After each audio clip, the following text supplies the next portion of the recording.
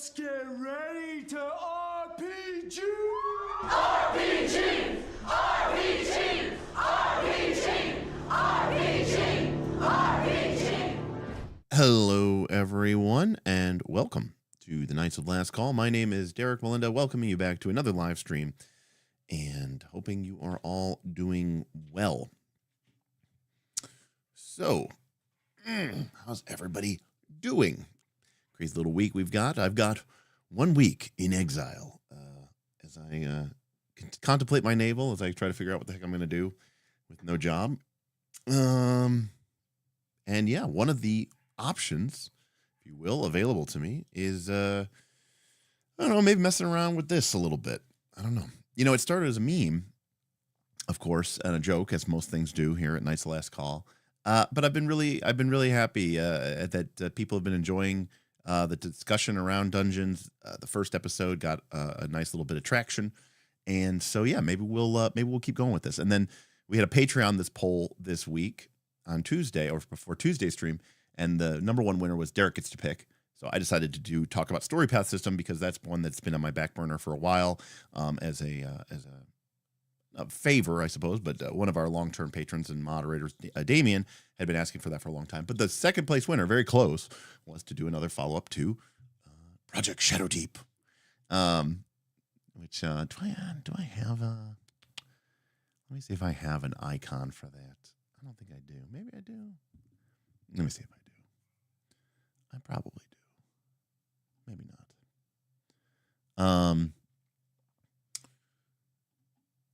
No, I don't. I need to get one. Hold a sec here. Got to do some quick Photoshop work. So hopefully everyone's doing well. And yeah, again, these, you know, especially now, you thought I was bad before.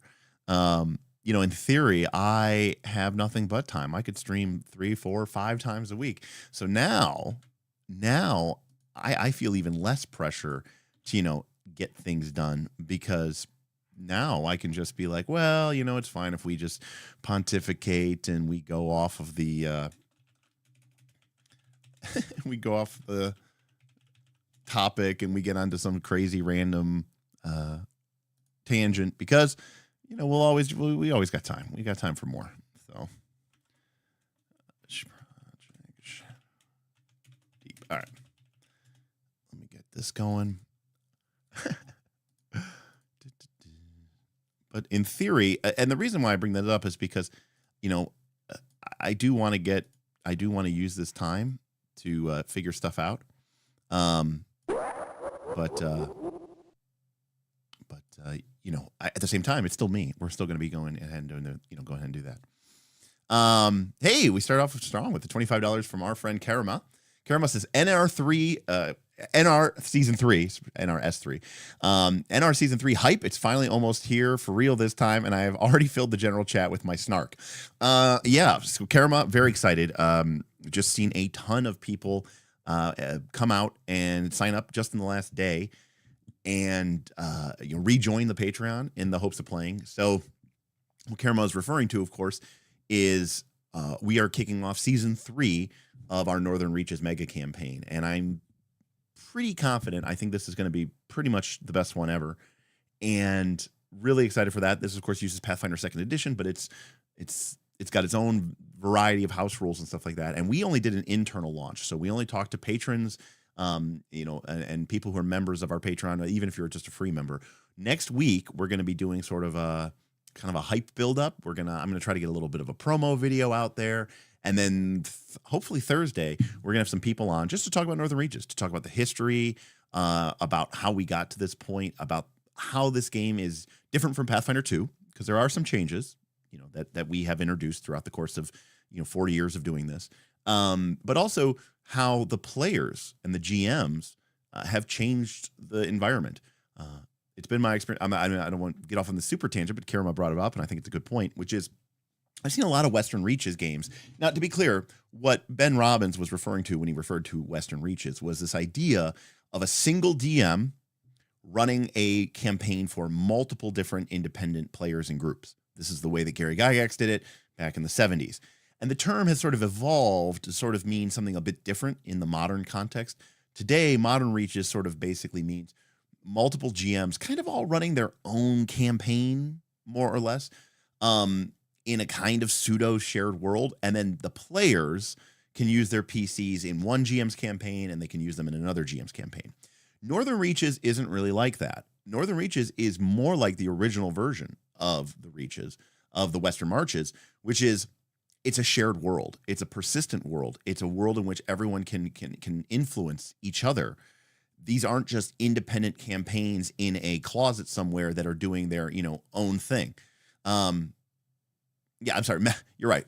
I'm at West Marches, Western Reaches. It all gets confusing because West Marches is what Ben Robbins originally called it. We call our game Northern Reaches, and then Kelsey's $2.6 million Kickstarter is Western Reaches. Did she copy it? Did she steal it? Who knows? No. I mean, obviously, it's a homage to Western Marches, just with a different word.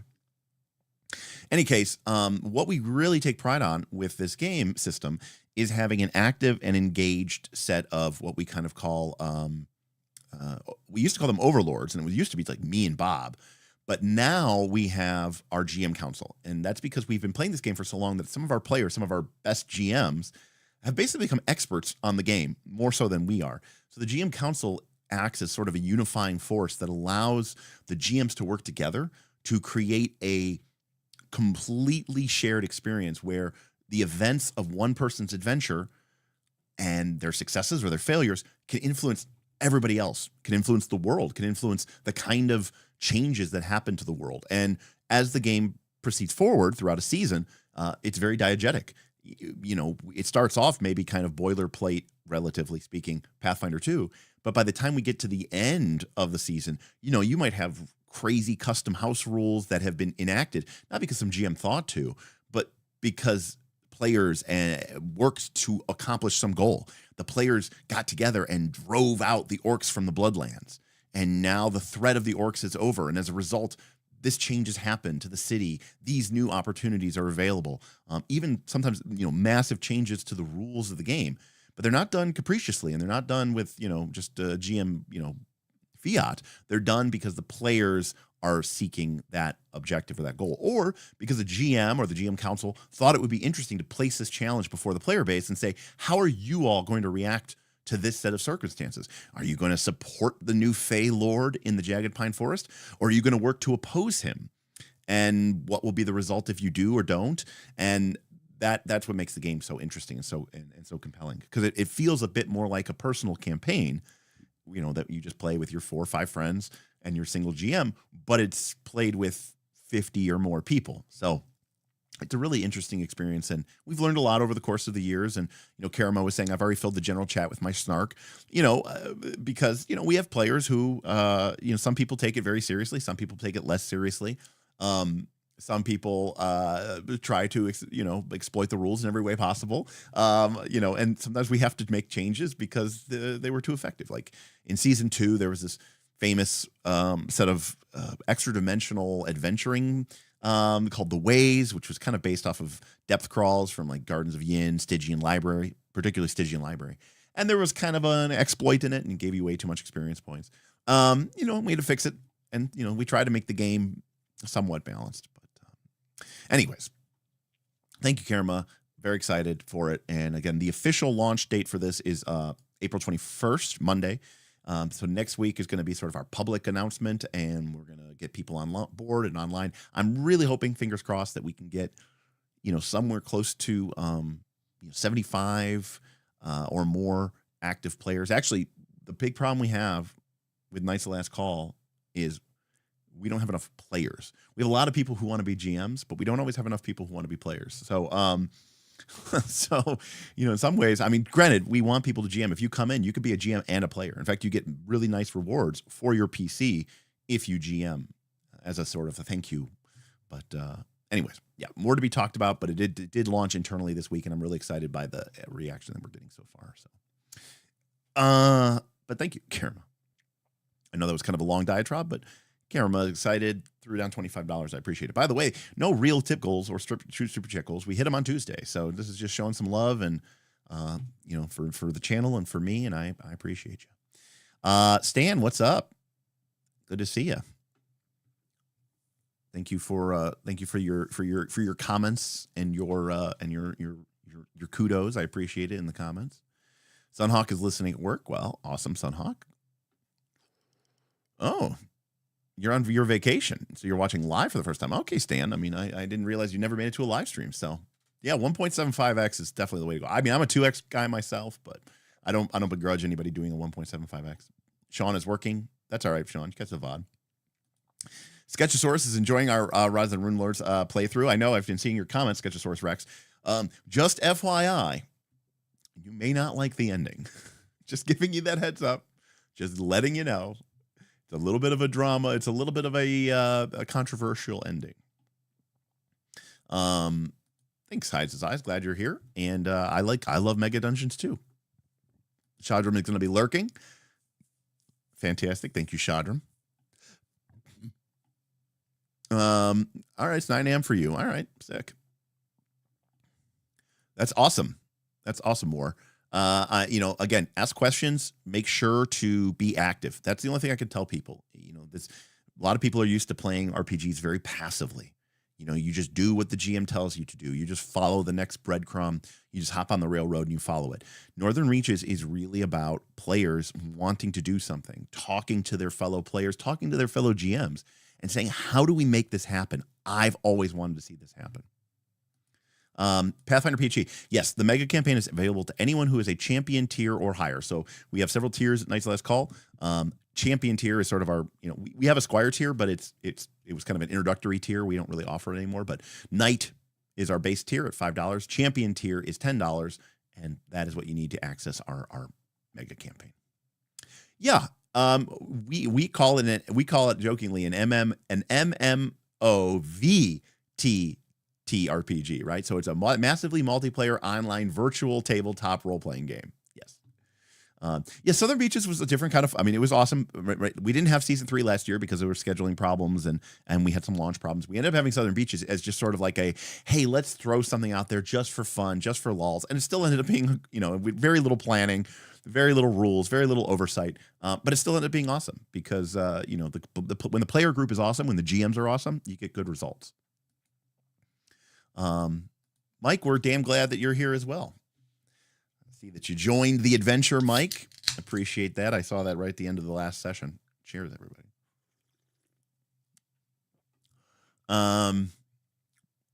Iron was playing some Vampire the Masquerade tonight. Had to escape Baghdad. No, I never got into the vampire thing. I remember it was like the mid 90s, maybe like 96, 97. I was in high school and my one buddy was like, oh, vampire's so cool. He was really big into Interview with the Vampire, the movie, the books. He just thought vampires were so cool. I did not. Still better than the end of Game of Thrones. Well, that's not hard to do. Man, those last episodes sucked. I didn't really even like season 6, if I'm being honest, but awesome junk. Again, I'm prefacing this by saying this is going to be a long time. Like, I've got a lot of time to kill, and I'm going to go on a lot of tangents, and we may not get a lot of work done. I'm horrible. I'm just the worst. I'm actually the worst at getting anything done. So, howdy, Roman. Awesome, Ken.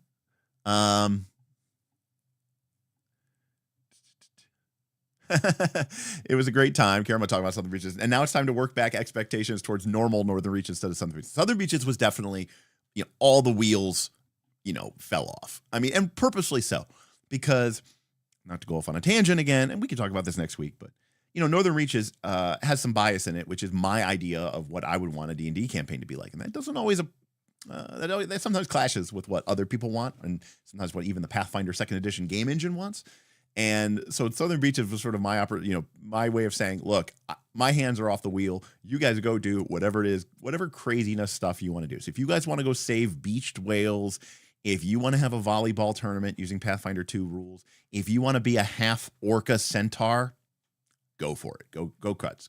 Go crazy.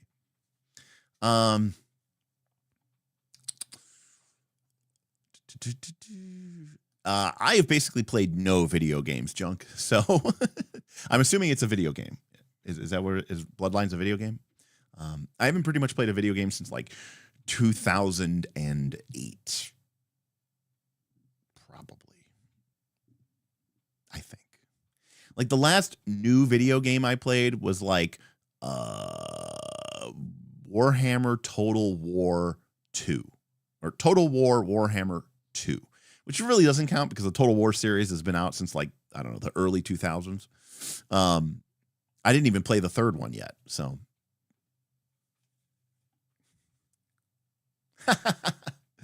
Damien re-upping for 34 massive months. Thank you, Damien. Coming up on 3 fucking years. That's amazing. That's incredible. Thank you, Mr. Williams. He says with his sponsorship message, I don't know what the fuck to put in these now that you finally did the story path first look. Yeah, so Damien's been requesting a story path first look for like a year, so we finally talked to it. Again, you know, I was a little disappointed with the, you know, how crunchy the combat system was, but overall I thought it was cool. I mean, I thought it seemed like it would play quickly. It had some fun levers to pull as a GM. I didn't hate it at all. There was even some parts I thought that were really cool, like deciding to buy off the complication or the stunt. I thought that was really neat. The bonus successes and stuff. I like that kind of stuff. It's maybe a little bit slow. Like I said, I was a little worried that the stunts might slow the game down, but I thought it was pretty cool. Let's see here. Just trying to keep everybody's messages here. Stan has troubles being a player in an RPG. I'm not even sure what I want to do. Yeah, I can be. I sometimes struggle being a player in an RPG. I'm actually going to be a player in RPG for at least a little while on our Friday games. We're going to be Smith's going to be running a game, so that's pretty sweet. Hey. I am strong. Shadrum, what's up? 28 months. Thank you. Wait, we're supposed to use these with a purpose? 2.5 years, and I still don't know what I'm doing. Nope. You know, the only reason I even have memberships is because, you know, my patrons were like, come on, make a membership so that I can troll you. And that's why it's literally $6.99, you know, because it's like 69. It was like literally a joke. So no, you're doing it exactly right. Oh, it came out in 2004. You know what? I think I do remember that game. I think I remember Smith playing it at like my buddy's bachelor party on his laptop. Or maybe that was Redemption. I don't know. I just remember because my buddy got married in like 2005 or something, 2004. And I remember Smith playing some sort of vampire game. Is a half orc centaur, half upper body human, lower body orc? No, I would say a half orc centaur would be lower body horse, upper body half orc, which I guess would make it a quarter orc, quarter human, 1/2 horse, technically.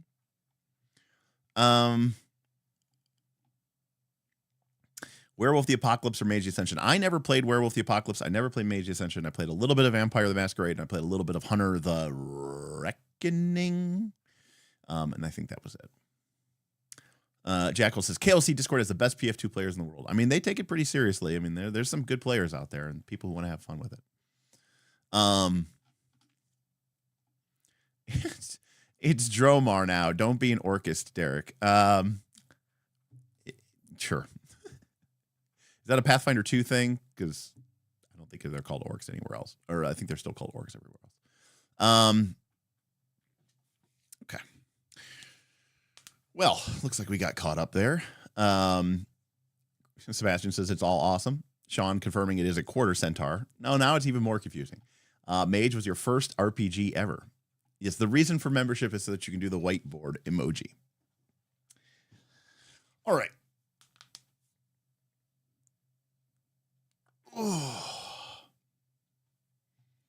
Hey-o. I am strong.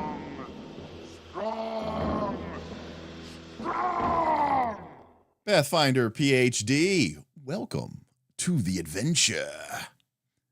Welcome to Adventure. By the way, technically, this YouTube membership existed to support our APs, our actual plays. And then the emojis were supposed to be tied to the characters from the actual play. So like, you know, there was an Azius emoji, there was a Burl emoji, there was a Escanor emoji, right? There was a Gwildor emoji. And that way people in chat, when we were doing the live stream version, because for you, Sketchosaurus Rex, the show started off recorded, and then it transferred to live, and we did it as a live stream, and so originally it was designed. That's why it's called The Adventurer, because the idea was like you were specifically supporting the actual plays. Sean says, by the time I get home, I might actually get to the Shadowdeep. No, I'm trying to transfer, but people keep signing up, and I keep wanting to just hang out with you guys. And honestly, I've been kind of bored. Like I haven't really figured out yet what I want my new schedule to be. And it's okay because I'm trying to be patient with myself and not trying to just like rush and feel like I'm wasting my time. And there've been like little projects around the house that I haven't had a chance to get to that now I'm finally getting to. So yeah.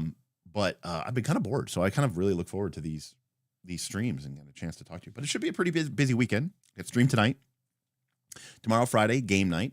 Saturday is Torchbearer with patrons, the Saturday crew, and then Sunday, we're going to be doing the Fate stream that we were supposed to do 2 weeks ago, but it got rescheduled. So we're going to be doing a bonus stream that isn't the actual. It's not the bonus stream that we tipped for on Tuesday. That's going to be a separate bonus stream. But we're going to be doing a Fate stream on Sunday, Fate stream part 2 with guest John B, who's kind of a resident Fate apologist and expert, I suppose.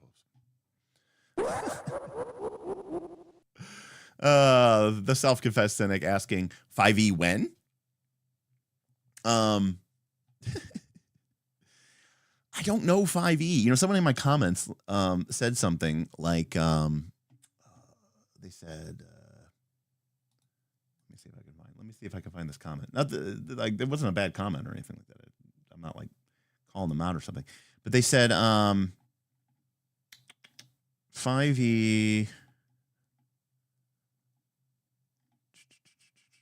5e Full Metal Dragon said, you can do non-WotC 5e games. Look beyond D&D. Look at ultra-modern 5 redo ducks, Everyday Heroes, Stargate SG-1, Super Heroic 5e, Carbon 2185, Gene Funk 2090, just to name a few. Pull your head out of the 5e equals D&D paradigm, because there's a lot of cooler, better 5e system stuff that's not D&D. To be completely transparent here, I don't have a problem with D&D. I think D&D is awesome. I think D&D sounds cooler to me than any of those other things.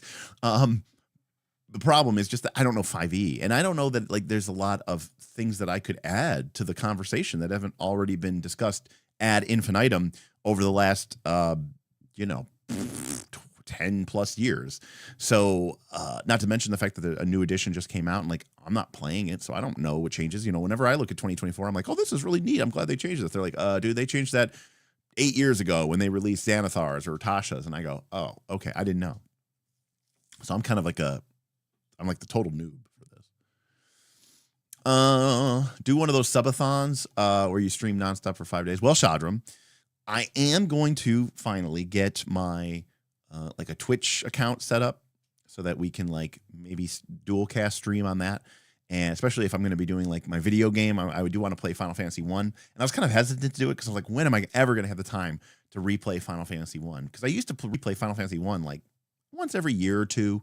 Maybe then it became probably once every 3 years. But I love that game. And I played it on, emulators. I've played it on, originally on the S, on Game Boy Advance, on PlayStation. But I haven't played it in like years, basically since the channel got started, because the channel eats up all my extra time, and it just feels like a waste of time to be sitting there playing a game for 30 or 40 or 50 hours when I could have been working on something else, which there was always things to be worked on. Well, now that I'm not working, I don't have any excuse. And people were pretty like, oh yeah, that'd be cool. We'd hang out with you, talk about Final Fantasy. And for me, it was a big influence on how I think about and play RPGs and what I like and stuff like that. So maybe something like that. We could maybe do that. You back Shadowdark? Let's make some content. Yeah, absolutely. I like actual plays too. Our audience tends to not though. I mean, the reason I built the studio was so that we could get together in person and play games. I mean, that was the whole thing of the studio, because we all agreed that playing live remotely from home was a lot easier. It was a lot more convenient, and it was a lot, for the viewer, it was better because they could see Foundry VTT clearly. It was easier for my people. They didn't have to drive, but we all agreed that there was a magic missing when we were playing remotely versus playing in person around the same table. And that was the whole reason I invested, God, $25,000. Well, no, I mean, more if you include the rent. I mean, if you include the rent, I probably spent $65,000 on the studio. If you include the rent, the utilities, the insurance, the construction costs, the audiovisual equipment, the streaming setups, the lighting, all the mic sets, the stages, the fees, the cast salaries. I mean, I spent $65,000, give or take. So yeah, because I wanted to play in person and have it be cool and look cool and be a good viewing experience for the people at home. So, yeah. So, anyways, Sketch Sources, design a table again. If you get enough super nets, build it. Do a raffle live stream once built. You poor sweet child of summer. Sketch Source, if you're not in all these live streams, it's easy to miss something. But we do have a live stream called We Didn't Start the Fire, which you can go look at from last summer. I had a house fire last year during the summer. My garage pretty much got toasted, and my garage is where my woodworking shop was, and all my woodworking stuff kind of got eaten by the fire. So I can't woodwork currently. And seeing as how I don't have a job anymore, probably not in the future, at least for a long time. That is the correct response.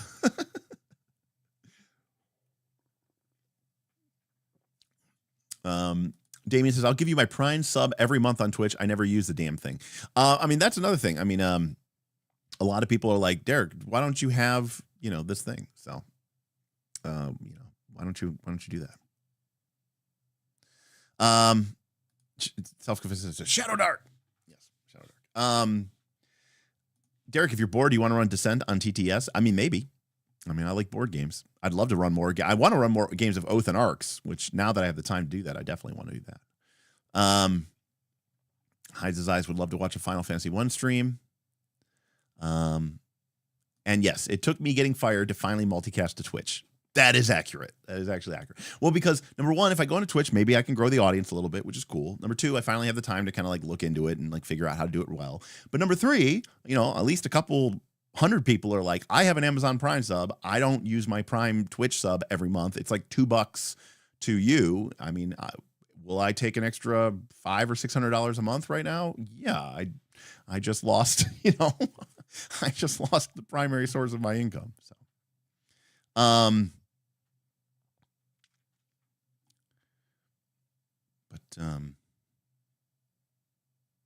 well, Beowulf, that sounds fucked up. I don't know what's going on with that. You are I am one of those people. Yeah. Plus, I mean, this is an opportunity for me to maybe try some different, some different content. Could this mean we could finally get Battlecry 3? I mean, I would love to do this. I would love to, well, full stop. There were many problems with Battlecry. By the way, I wish YouTube would let me cut this out. I mean, I can cut it out, but I feel bad for people who click on this link, and I'll just provide a big, I don't know, somehow I'll make a link or something like that so we can actually cut to the stuff about dungeons. I apologize. But I hate to just delete this because some people like to watch this stuff. But I can delete it, but then it would, anyways, we'll see what I can do. But I'll try to make a link when we actually start talking about the dungeon. I apologize.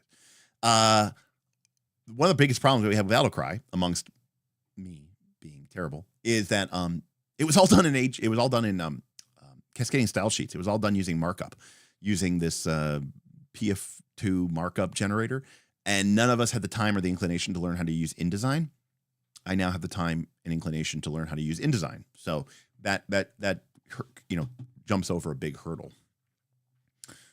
Junk, apologize if it's I have no filter and I don't ever find anything insulting, so you can always ask questions. Apologies if it's rude to ask. It is not. But have you retired or am I taking a break? Well, I didn't retire. My company downsized and eliminated my position and let me go. Am I going to go back to work? I don't know. I don't have a lot of, I don't really have a lot of expenses, but I also don't make a lot of money. So I'm kind of in a weird situation where I don't need a lot, but I don't have a lot. But I have enough savings to get by. My career has been in data science and analytics, and I've just found the career to be less satisfying lately because of the movement towards large language models and the idea now that the focus on so many industries is how do we get Claude, how do we get Gemini, how do we get ChatGPT, how do we get whatever to do this thing for us. And that's just not as exciting to me. So, yeah. Maybe. I don't know. We'll see. What's up, Chase? Chase tipped $10, helping out an unemployed gamer. That is correct, Chase. Thank you so much for the tip. I appreciate it. Yes, unemployed, let go, downsized, laid off. You pick your poison. Also, I'm not so presumptuous as to assume that I can just flip a switch and go back to work. I mean, it's going to be rough out there. People are looking for jobs all over the place. And to be completely honest with you, I would like, if I went and got a job, I would love to have a job that let me work remote again because I don't want to go into the office. That drains my soul completely. I'm not foolish to assume that I can just like easily go and get a job. I know people who've been searching for months and haven't found successful, haven't found jobs. I mean, could I go get like a job at, the Starbucks or something like that? Probably. A new one just opened up down the street for me. But, if I'm going to get a job and I'm going to, do that, I mean, I want it to, pay well and give me the benefits, because that's the main thing that's going to really kick me in the nuts, is having to pay for my insurance. August 22nd is just around the corner. It always is, Shadram. It always is. Is Derek finally getting rehired by KLC LLC Publishing? Well, KLC LLC Publishing kind of went defunct because the publisher took an extended leave of absence with no return date. And so it kind of got shuttered, and now maybe it has to get rebranded and reopened or something. Now I have the time to organize NightCon. The problem, Mike, is that I always accepted that NightCon was going to cost me money.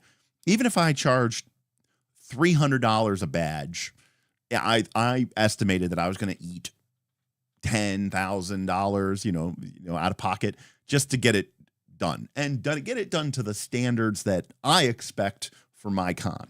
And so now that's a little bit more like, if I did it, I'd have to figure out a way to make it like at least break even, if not profitable. And that like is less appealing to me. I mean, I think it would still be great. I definitely have the time to do it. You are right. But that's the one downside. Before, I was willing to just eat it, just eat the loss.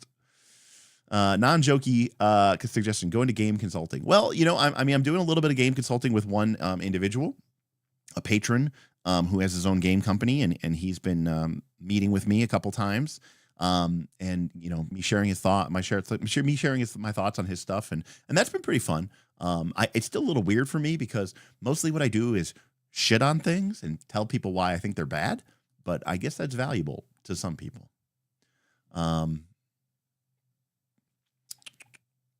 That's crazy. Working from home drains my soul. Working from the office drains mine so much.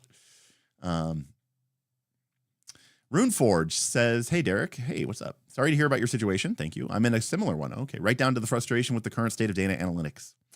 Hope you land on your feet. Yeah, it's weird out there. I mean, it's a very strange time to be in the tech industry. Copilot and all these other, coding things, but not just that, just the focus on just can AI do it? Can AI do it? And, for me, analytics is more about problem solving, not just like, how do I use an AI agent to do what I want to do?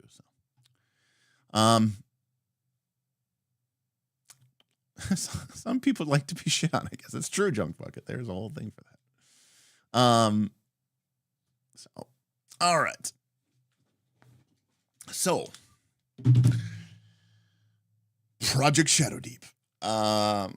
So last time, let me bring up what we covered last time.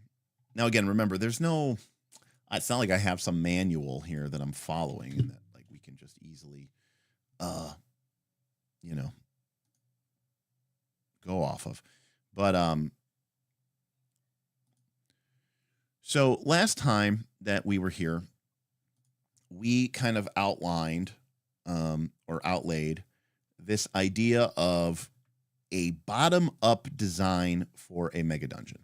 And what a bottom-up design means is that normally, I think a lot of people start off with an idea of like, oh, there's an ancient dragon god who sleeps in the earth, and there's this Megadungeon and blah, blah, blah, blah. That, you know, where you start with a thematic idea. Oh, there's an ancient necropolis city ruled over by a lich king, and it's totally not Arthas. And then we build from there. So that's top-down design. That's where you're starting with the theme, with the idea, and then going there.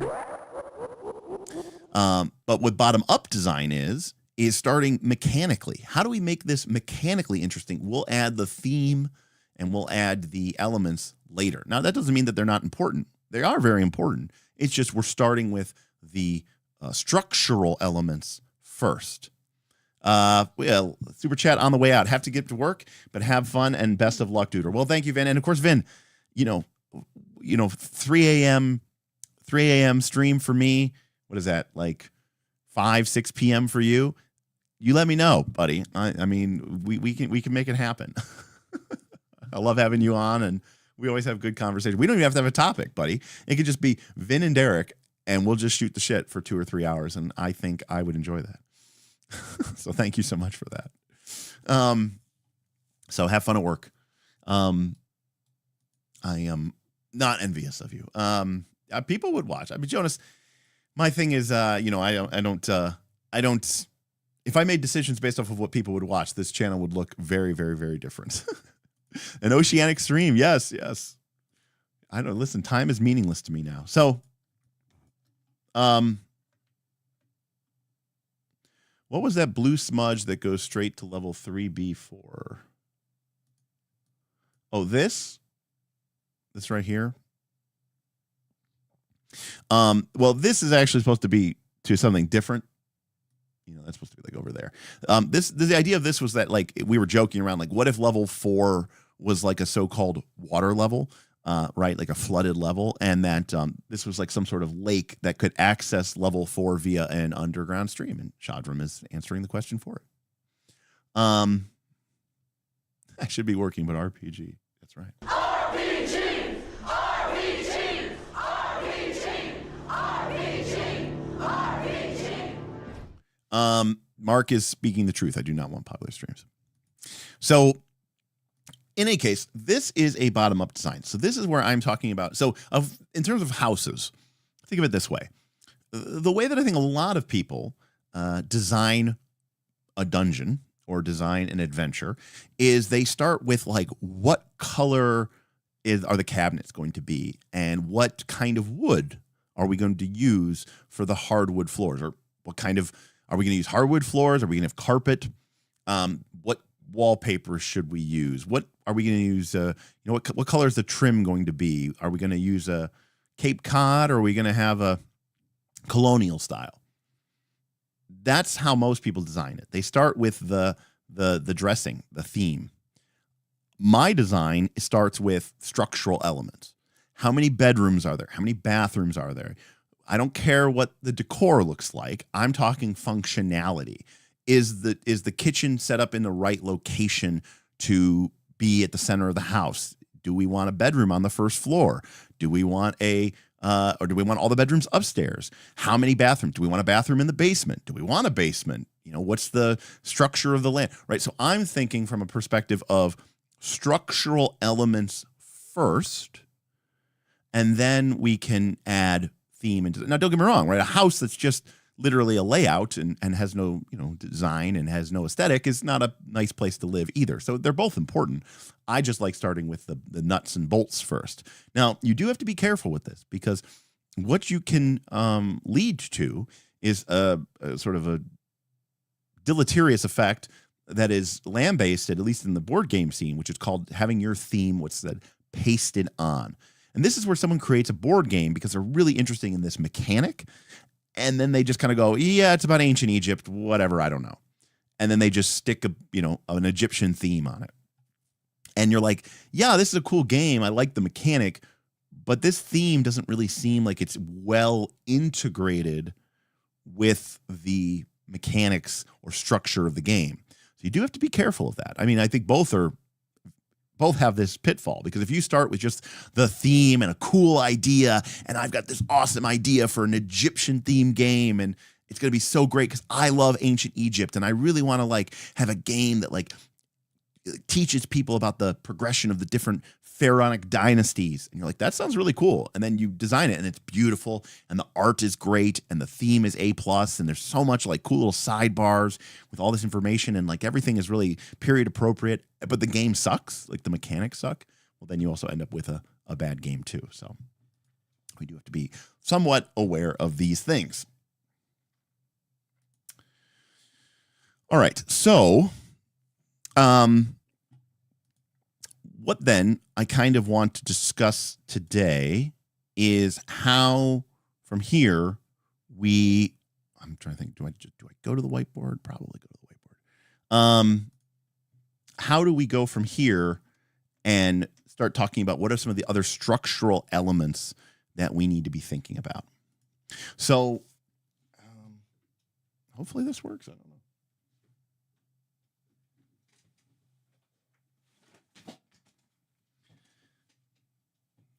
I don't know why, but it's just easier for me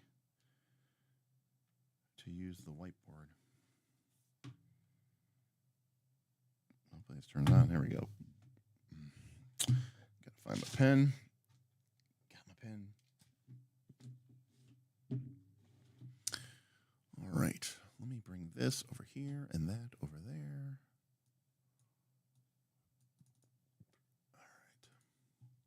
All right.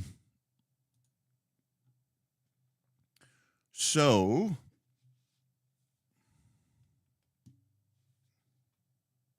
what's going on? Wacom. My tablet. Oh, Wacom is not connected. Okay.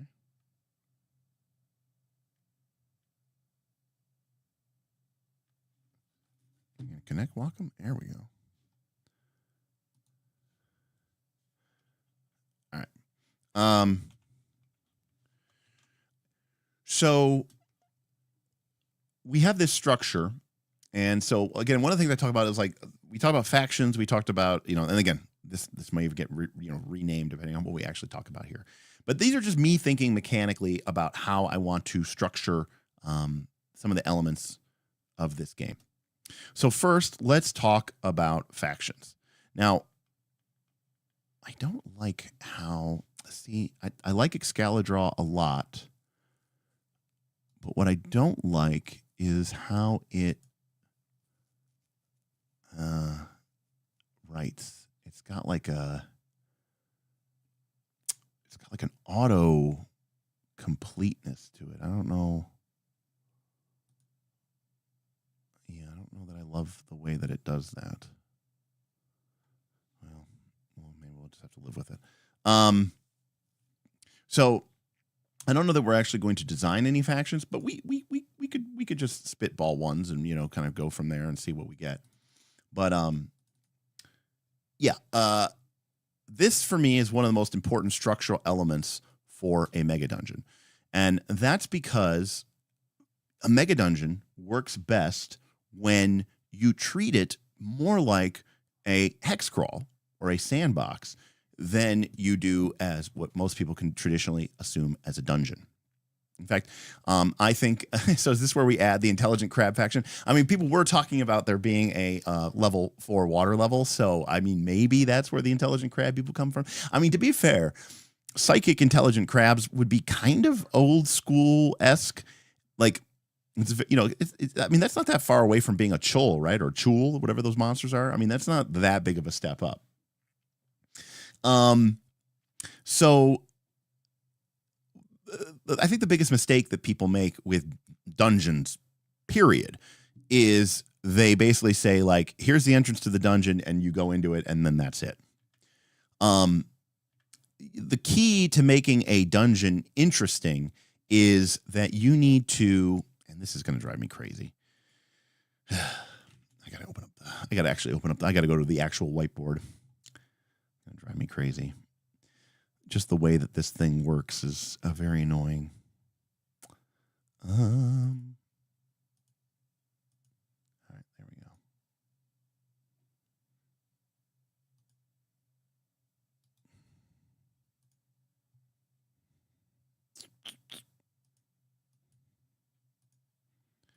All right.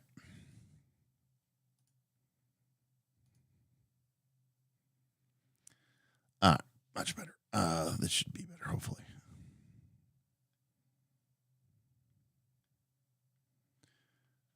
Okay, there we go.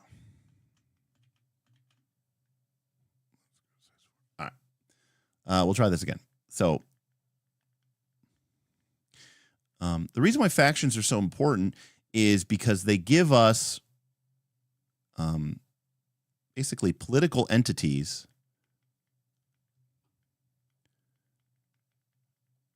to interact with. And in a dungeon, this is so important because one of the things that's really important, I think, to any RPG is having a sense of progression.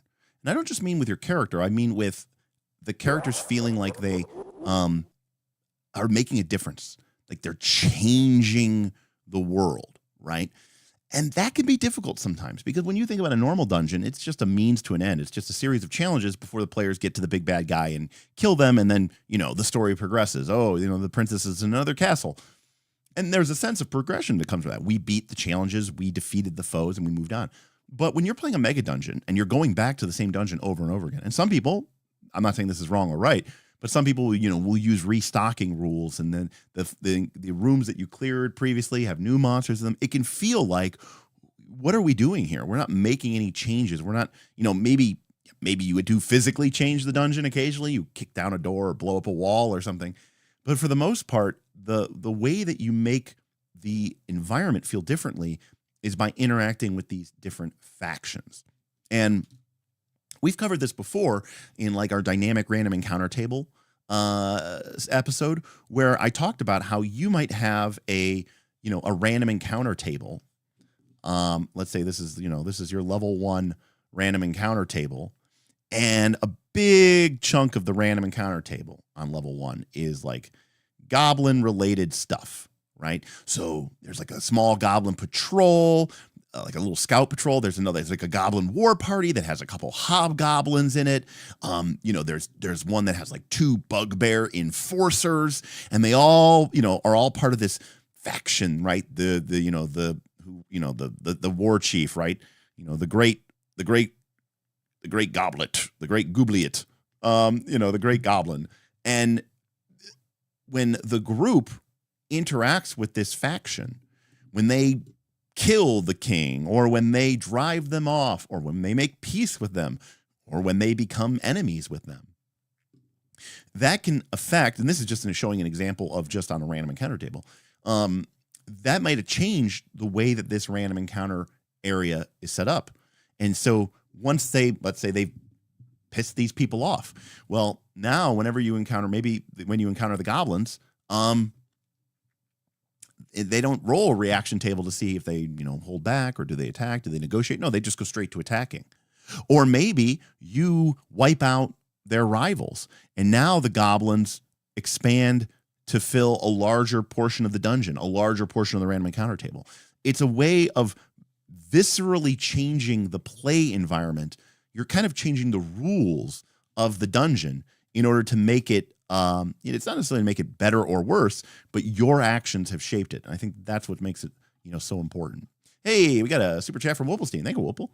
I've actually started using hex crawls with points of interest and random tables with notable encounters in some of my sessions instead of building complex maps after realizing just how similar they are. And I think that's very true. I think that, in many cases, hex crawl, particularly when you have points of interest, is not that dissimilar to building a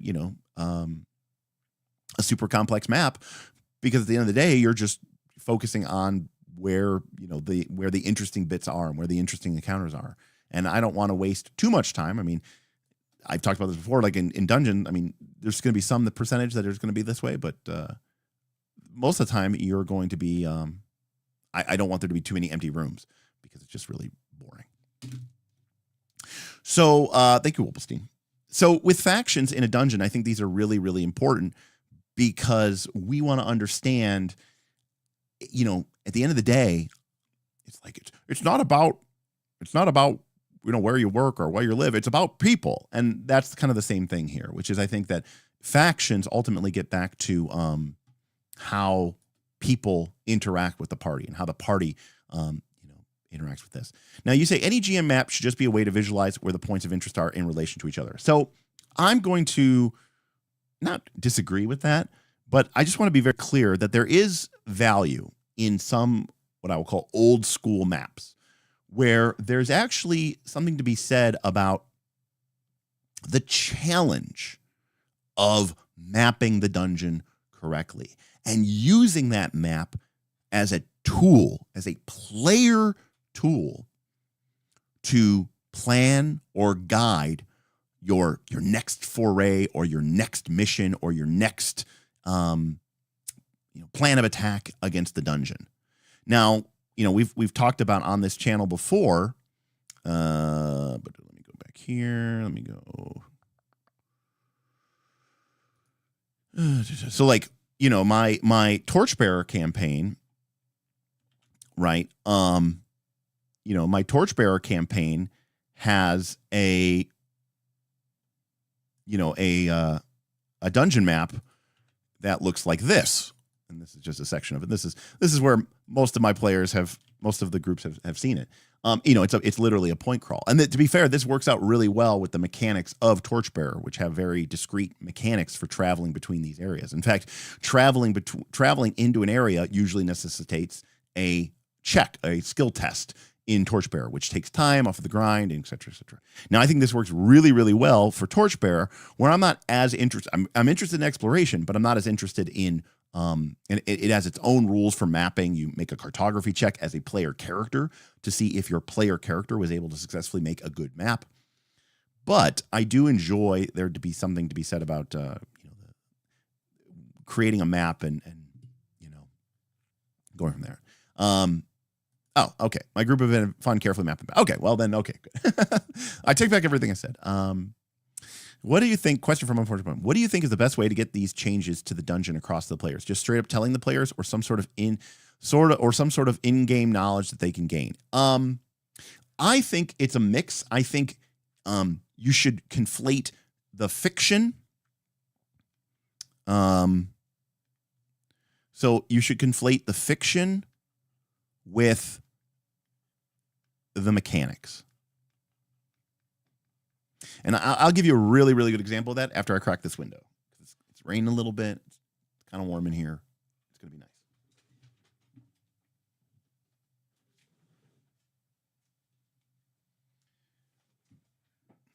So, what I mean is, let's say that, like the simplest example would be like, let's say that the PCs kill, drive off the goblin chief. And he takes off running. He abandons his lair and, runs into the dungeon. That is something that just happened in the fiction. And I think at that point, it is totally fine. In fact, I find it to be so empowering to right there on the spot tell the players, you're like, oh yeah, the goblins are in complete disarray. The chief flees, some of his lieutenants that were loyal to him lose faith. They break away. Some flee to the surface. Others go, hiding into deep holes. Right. The goblin tribe's power on level 1 is broken. All right. So, your random encounter table that, you guys have been sort of, tracking or mapping. Yeah. All right. These 5 entries of goblins, take them off. They're removed. The goblin's powers have been broken. Now, I wouldn't want to just tell the players that. just randomly. But as showing them, showing them the goblins are broken and they're fleeing, and then telling them, right? So we have a lot of people say, show, don't tell. No, I think show and tell. Show them in the fiction what is happening, and then tell them what's happening. Another example of this is, let's say mechanically, maybe it's a faction thing, or maybe it's something that happened. Somebody accidentally turned on the ooze generator switch on level 2, and now it's pumping out, a gelatinous cube every day. So when the party members go to level 2, maybe they see signs of, ooze and slick and goo, and maybe somebody makes a check or not, depending on what system you're playing in, if it's old school or whatever. They take a look at it. Maybe somebody makes a nature check, or somebody makes like a dungeoneering check or a dungeon check or whatever, a lore check, whatever your system is. Or maybe they just kind of examine it a little bit. That's cool. That's the fiction. Then, as they're kind of putting it together, they're like, I think this is from an ooze, or you tell them it has the distinct jelly-like consistency of a gelatinous cube. Then that's when you tell them, oh yeah, there's a new random encounter table on the thing, right? 90 to 99 is a gelatinous cube. And you're like, yeah, listen, something's happening. These gelatinous cubes are building up in strength. And then what's even more fun is like, they maybe, you can just go, you don't have to have any of this like procedurally written out. But like the next time the parties go back and, maybe they don't deal with it, and you're just like, you're describing their tracks everywhere. You're like, yeah, something's happening. It's 80 to 99 now. And the party's like, dang, because you're showing them, look at all the gelatinous cube tracks.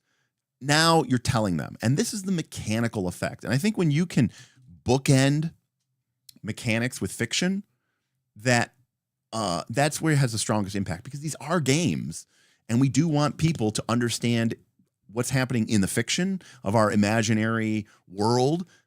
But we also want them to have the context of understanding, well, what does that mean for me in the game? And I think obfuscating this or hiding this, it's not my style. Now, I don't want it to just be pointless and faceless. I want it to have some style and some sizzle.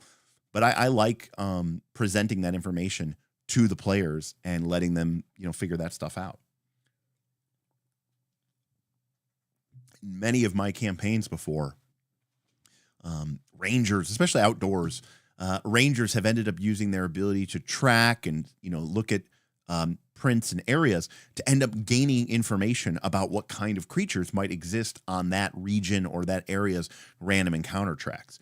So long before they ever roll the encounter to, encounter owlbears, the ranger had seen signs of their passage, of their spoor, of their, their clawing, their tracks or whatever. And rather than just telling them, or rather than just showing them, oh, owlbears are in the region, and the players have like a general sense, they're like, okay, but like, what does that really mean? Well, I like to tell them what it really means. It means there are owlbears on the random encounter table. You just found their tracks, and now you know that in this particular forest, a roll of 70 to 85 is owlbears. And you should be on the lookout for that. And the players can kind of sort of go like, oh, okay. And especially when you do stuff like, again, we've talked about this on our dynamic random encounter table. See, this is what I meant by these things can go off on long tangents. I've said before about how let's say this is a D100 table. Your D100 table might go from negative 30, right, to positive 150. And as the players adventure in this area and this region, you don't even have to necessarily tell them. Like you can tell them by telling them. So like, for example, a lot of times when players are rolling random encounters, I make them roll the dice. I think it's like more satisfying when they are responsible for their doom. And generally speaking, like higher numbers for me are better or worse, And so during the nighttime, they make a random encounter roll and they roll a 56, and or a 46, and I go, okay, and well, it's nighttime, so that 46 is a 66. And the players go, oh, okay. So yeah, so during the nighttime, we are more likely, right, to, we're not going to get the low level encounters. We're going to get the higher level encounters, and the owlbears are up at the higher level of encounter. So I think that can be very fun and very empowering, and I like for my players to discuss what's happening in the game and understand that stuff. So factions become our political entities to interact with, and I do want to sort of there's kind of different ways to think about this, because factions can be allied, they can be also, there's like a dog barking in the distance. 1 second.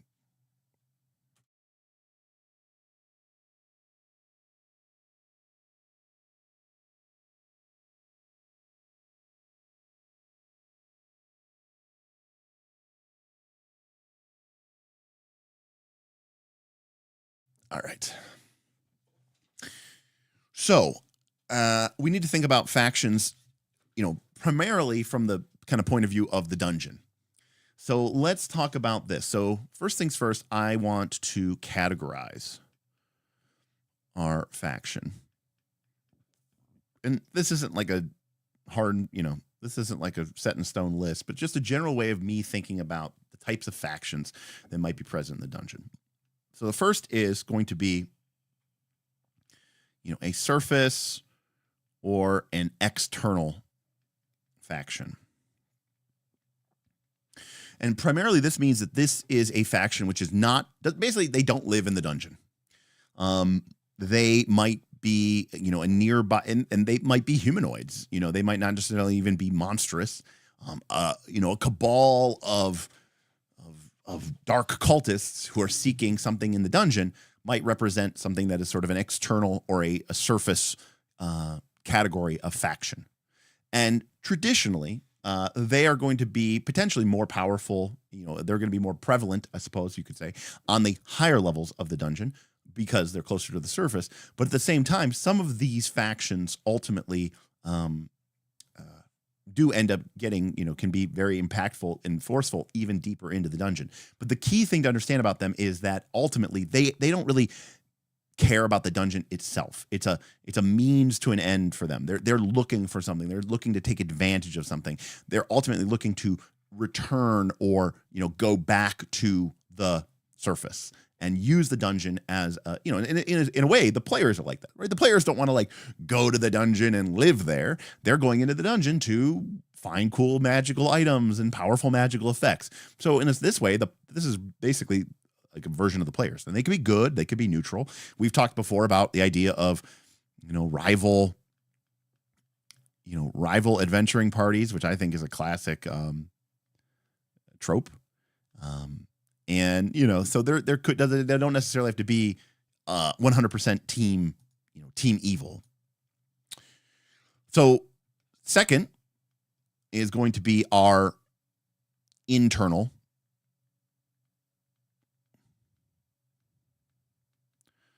type of factions. And these are factions which are native to the dungeon. And that could mean that they either... What's going up hides his eyes. Thank you for the super chat. 10 pounds.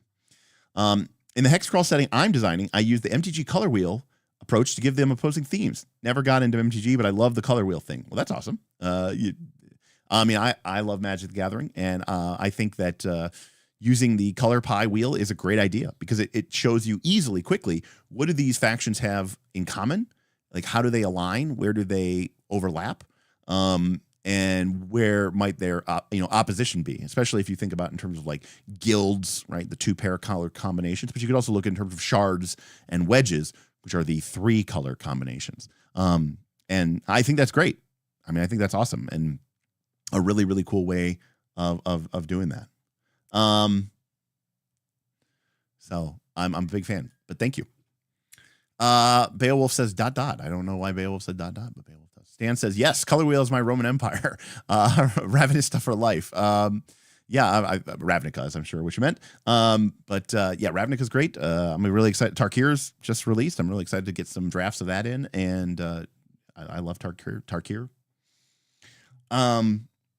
So internal factions live essentially in the dungeon. And these could be kind of two, there may be a couple different ways that you could think about them. But one could be the idea of that they are sort of like expats. And the other ones is that you're sort of a native. So by expat, I mean like the goblin tribe that has come to the dungeon. They live there now. They view it as their home. It's not just a means to an end for them. They want to control this space because this is where they live, or this is where they work, right? It is a meaningful place to them, but they are not intrinsically tied to the dungeon. They could leave in theory if they want to. Maybe they've been there for a very long time, possibly. But more likely than not, they're relatively recent, to be brought there. Whereas a native creature is something that essentially only exists in the dungeon. This could be undead. This could be some sort of fungus creature. This could be some sort of construct creature, essentially whose fundamental nature is tied to that dungeon. Another example might be, and this kind of blurs the line a little bit, but again, there's just this idea of this. So like maybe this is more of even a subcategory to internal, but like maybe these are more like tags, is like this idea of like ancient. And this is something that is tied to the history of the dungeon itself. It's something that has existed or been here for a very long time. Something that is, and when we talk about like the eras of the dungeon, it's the idea that something is new versus old.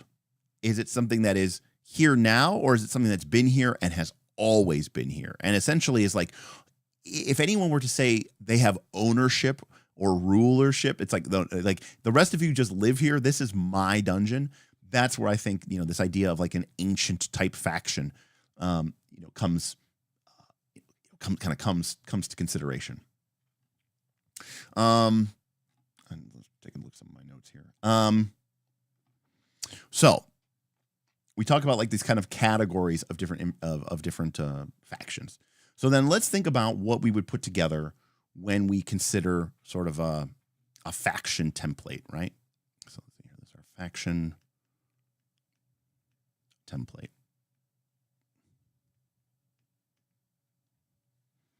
And again, Pathfinder PhD says, what about dungeon ecology?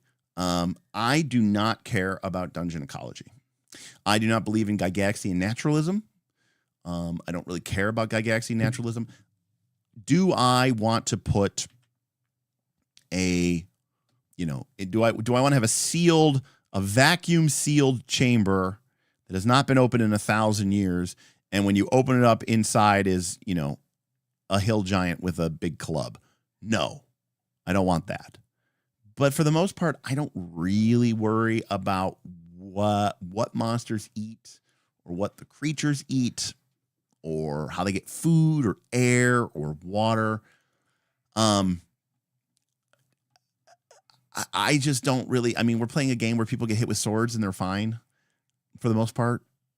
So, maybe if you were playing like Rune Quest and you were playing with a dungeon or something, you might really care about that. Or if you were playing like Rollmaster or something, and you actually like were tracking individual, damage to individual veins and bones. For me, if we're playing a game that has like hit points and levels, I'm not worried about, what everything eats. You could certainly use the concept of dungeon ecology as a plot point, but I wouldn't like worry about it as if you want to include it, great. Oh, the evil spider creatures hunt the goblins, but it's a nice to have. It's not a must have. So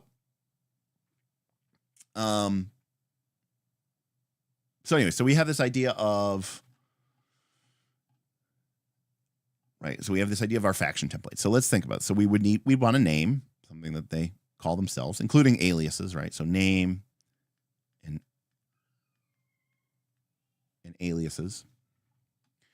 And then we also want to think about their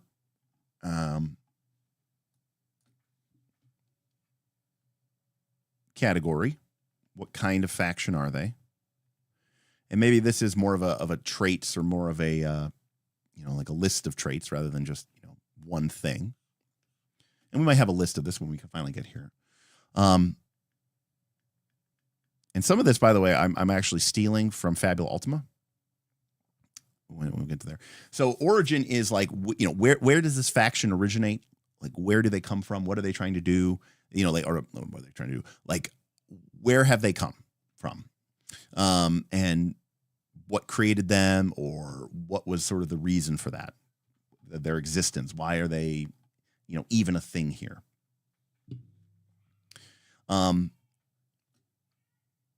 What is their primary goal? Factions want something.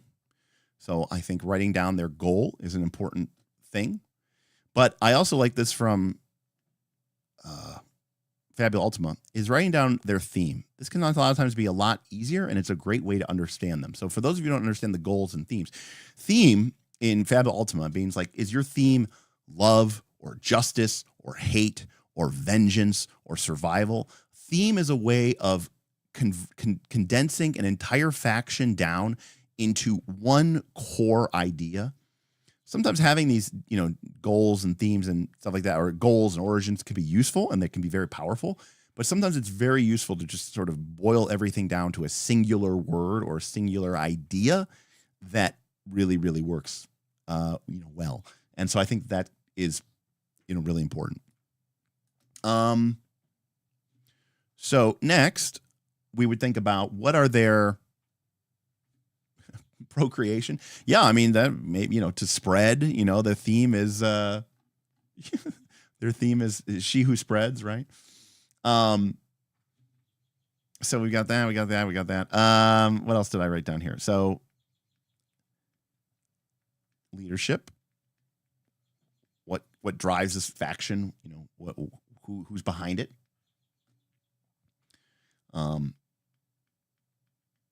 Allies,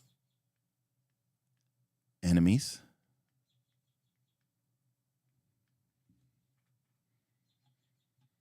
and then what's sort of their domain? In other words, not like physical domain, but like, what are they good at? Are they good at war, spying, raiding, stealing, consuming, converting? What are they good at? Like, what are the things that they do? And then what is their area of influence? In other words, where in the dungeon do they have power? So, now some of this stuff is sort of like a baseline stuff for players. I think the other thing that you would want to sort of start to think of is stuff that's like specifically related, to the PCs, which is like, what is their status with PCs? Are they on friendly terms? Are they rivals? Are they, doing that sort of craziness type thing where the players are, betraying them or destroying them? And for me, again, this relates back to mechanics. If we're making this for Shadowdark uses a reaction table. And I think it's totally valuable to, have this status with the PCs be something as simple as a numerical adjustment that is appended to the reaction table to determine how does this faction respond when they encounter the PCs.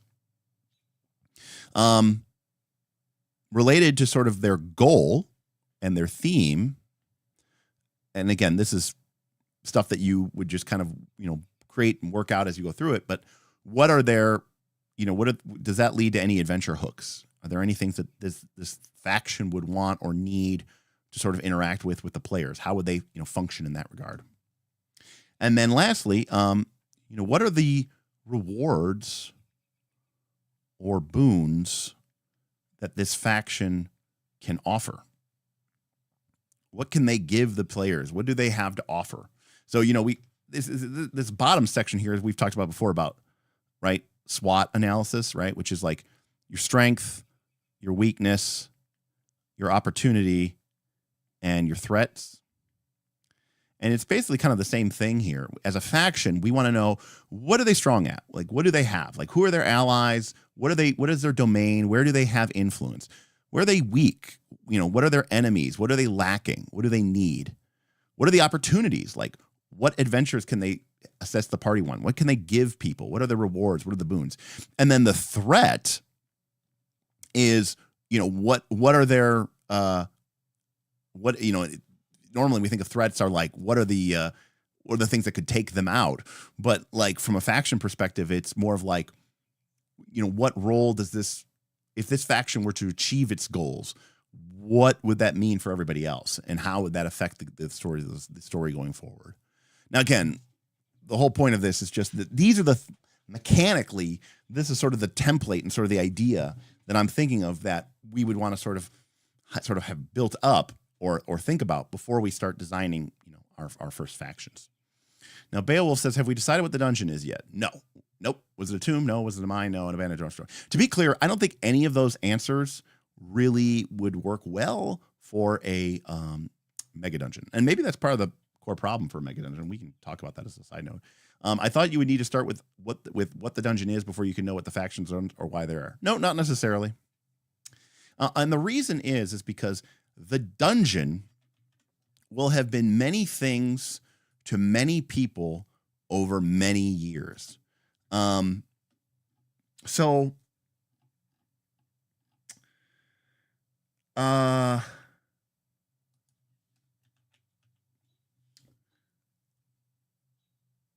granted, I'm also like a big believer that like this is where you can use things like,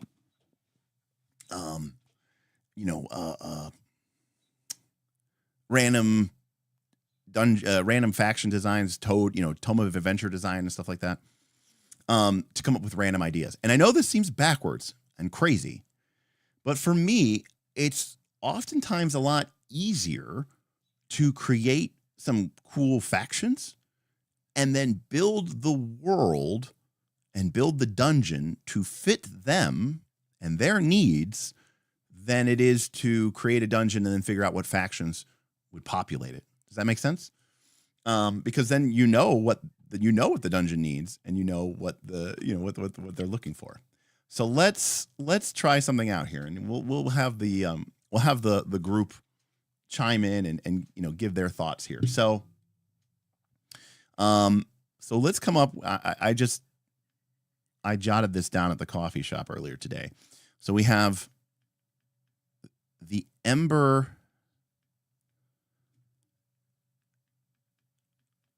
Sigil. So that's the name of this faction. All right. So let's think about this from a perspective of like, so where are they located? What kind of category are they?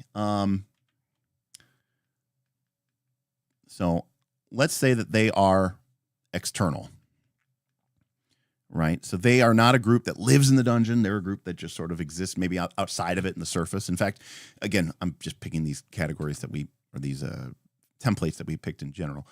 So their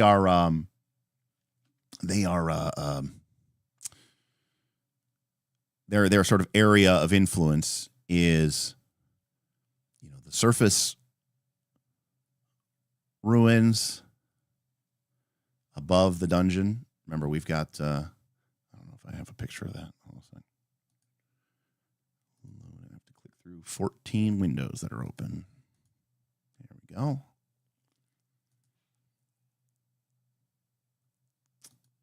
Okay.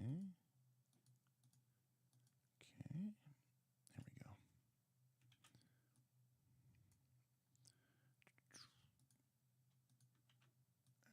what's our? Can you do it? I love that you have to hit Alt S to bring up. Microsoft is so weird. Like, why? No one has ever used Alt S ever. And S does nothing. So why is pointer tool Alt S? Doesn't make any sense. Anyway, so we have these surface ruins that the group might be sort of related to. That's kind of where they're primarily based. And, you know, maybe they have made inroads into levels 1 and 2. So like maybe they know about these two entrances. Or maybe they even control this tower. I don't know. Maybe potentially. We talked about this, but you know, we'll see this. Now, let's make them a little bit interesting. So, what's their goal? Now, it could be tempting to make everything black and white, but especially in Shadowdark, I think it's really interesting more to make things more shades of gray. And I love the idea. Now, some of these are, you say, Derek, these are tropies. Yes, I think they are tropey, but I also think that that's okay. So I think their goal is like, they want to like seal away some evil. And you're like, that sounds good, right? No matter the cost. Right? So there's a little bit of a zealotness here. There's a little bit of a thing. Maybe they like, you know, and then like they, you know, their theme is like, vengeance to a certain extent, right? Like maybe they are like super against, I don't know, some undead. I mean, that's the easiest one to go for. But you know, maybe they really hate trolls. I don't know. You know, like maybe they're really against these trolls or something like that because they're called the Ember Sigil. But like they are like this super zealotous, super, you know, kill it with fire. Yeah, you know, like, and again, you know, we're just spitballing ideas here. But I want to create something that also is nuanced, is something that could be could be an enemy to the party members, could be an ally to the party members. And I think that makes it much more interesting. I mean, it's easy enough. You're going to have plenty of instances in your dungeon for the evil faction that wants to do everything and, you know, blah, blah, blah, blah, blah. You know, the evil faction, what do they want to do? To take over the world. How are they going to do it? By killing everyone. It's like, yes, that is a faction, but not really. I mean, that's just monsters. You know, that's just something that the party's going to fight and kill 9 times, you know, maybe 99 times out of 100. So their goal is to like seal away some evil. You know, we'll make it super tropey here. You know, we'll say that it's, you know, to purge. And I'm literally just thinking of this, you know, off the top of my head because, you know, is it tropey? Yes. So they want to purge all right, help me out here.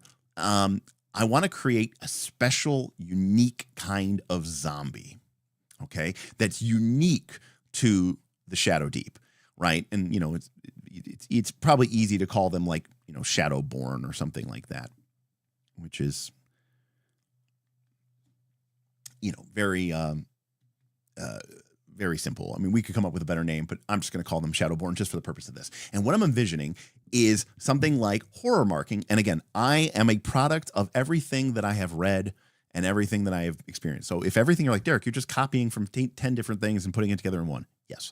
You're like, these are just things that you like and you're putting it into one thing. Yes. That's how I design things. So I love the idea of the horror from Earthdawn. And what horrors can do is they can like mark you. And I love that idea of like the dungeon of like, you know, like in zombie movies where someone gets bit, but they're like, no, I'm fine. And then there's some like super, you know, zealotous people who are like, you know, no, they must be purged, you know?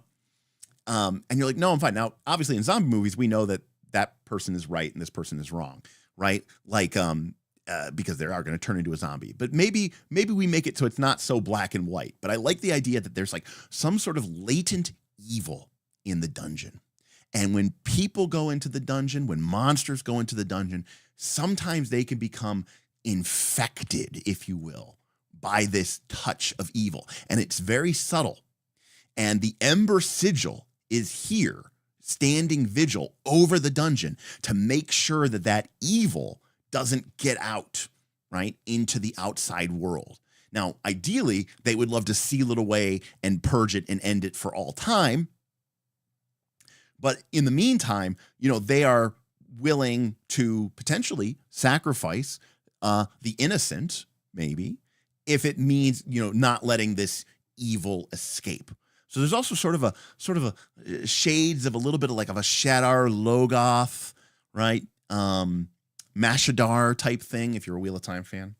Now, I do like the idea that maybe they can only be killed, they have to burn them, right? It's very ceremonial. It's very like Red God. Maybe they have this ritual of the Ember Sigil, right? Which is like this sort of holy purging silver fire that can eliminate the evil. It's not enough to just burn, not enough to just destroy the body, right? You need to like do it in a ritualistic way. And Stan, that's an awesome point. If you have to spend a torch, that's a lot. That's a very meaningful currency in Shadowdark world. So let me see here. We got some cool ideas here. Maybe they just wanted to make the place warmer. I think we did better than that. But I do agree. Trophy means it's better. We can grasp it quickly. Yeah, very kill it with fire. I like that. I think it could be called moderators because they killed trolls. That's funny. Level 2 says, I like that these aren't starting with X faction is good or evil. They just want things. Right. I'm very much like, I think Shadowdark has alignment, but I'm less concerned with alignment in old school games. I think it's a little bit more interesting when it's just they want things and it is more interactable. It's not so immediately clear, well, they're good, I'm good, so we're allies. It's like, no, they want something, I want something. How do those align, or how do those conflict? What level is their target on? They aren't going for level 10 boss. No, this is part of the whole spiel that I was talking about, where I was talking about like one of the things that you should do with any mega dungeon really is create, not necessarily on purpose, but create opportunities for where the players feel like even if they didn't make it all the way to the bottom of the dungeon, to the ultimate super bad guy, that they still feel like, yeah, we played a cool campaign in there and we won. Again, you need to think of it less as a dungeon and more of a hex crawl. When you look at the entire world map of, say, the Forgotten Realms, if you didn't go and kill every monster in the Forgotten Realms, you would still say, hey, this had a really satisfying campaign arc because we did something, we overachieved something, we achieved greatness, and we think this. What if your campaign starts and the players get really engaged in with the Ember Sigil and some of their foes, and maybe some of the player members join the Ember Sigil, they get really caught up in it, and maybe this source of this evil isn't level 10. Not everything has to be tied to the ultimate evil. Maybe it doesn't have to be. That's like world-ending evil. We can have different. Not everybody has to be on the same side in the mega dungeon. They don't all work for the mega dungeon boss. That's not how this works. Maybe it's only on like level 4 or 5, and the players go there, and the group gets to be like level 5 or 6. And they take out this, they seal it away, or maybe one of the players goes out in a awesome heroic victory and seals it away, or evil can never be destroyed, only sealed away. They brand the burning Ember Sigil onto the runes of creation, whatever. They do something awesome, and the group kind of goes, "That felt like a really cool ending. I'm good. Are you guys good? I'm good. Like that was awesome. Like we don't need to keep playing. We could if we wanted to." But everyone agrees that was really satisfying. That's a really important tool, to have in your back pocket when you're doing any sort of campaign, because that is real life. That is going to happen. Thadia says, maybe there are some kind of specters that utilize a person's shadow to control them like zombies. I'm not against creating some sort of faction that is, and again, sometimes factions are just bad guys. That's totally acceptable. But maybe there is something controlling these shadowborn. Maybe it's not just mindless. It's like, there is some sort of intelligent force behind it. Raid, that's not now we're kind of bringing in devils and demons, which I don't mind. I mean, I think that's pretty cool. They initiate the willing and the unwilling to fire to simulate the enduring flames of the other world. They could be like the Death Police. Yeah, so Shadram is talking about the Spirit Wardens from Blades in the Dark, which are awesome. In fact, the Spirit Wardens were a major component of the last Blades in the Dark campaign that I ran. And that could definitely be the case. Yeah. Oh, that'd be kind of cool, Stan. That could also be the case too, Sunhawk. Like we could have like a shadow infection things. Show sort of a shadow infection progress. So we've got this Ember Sigil.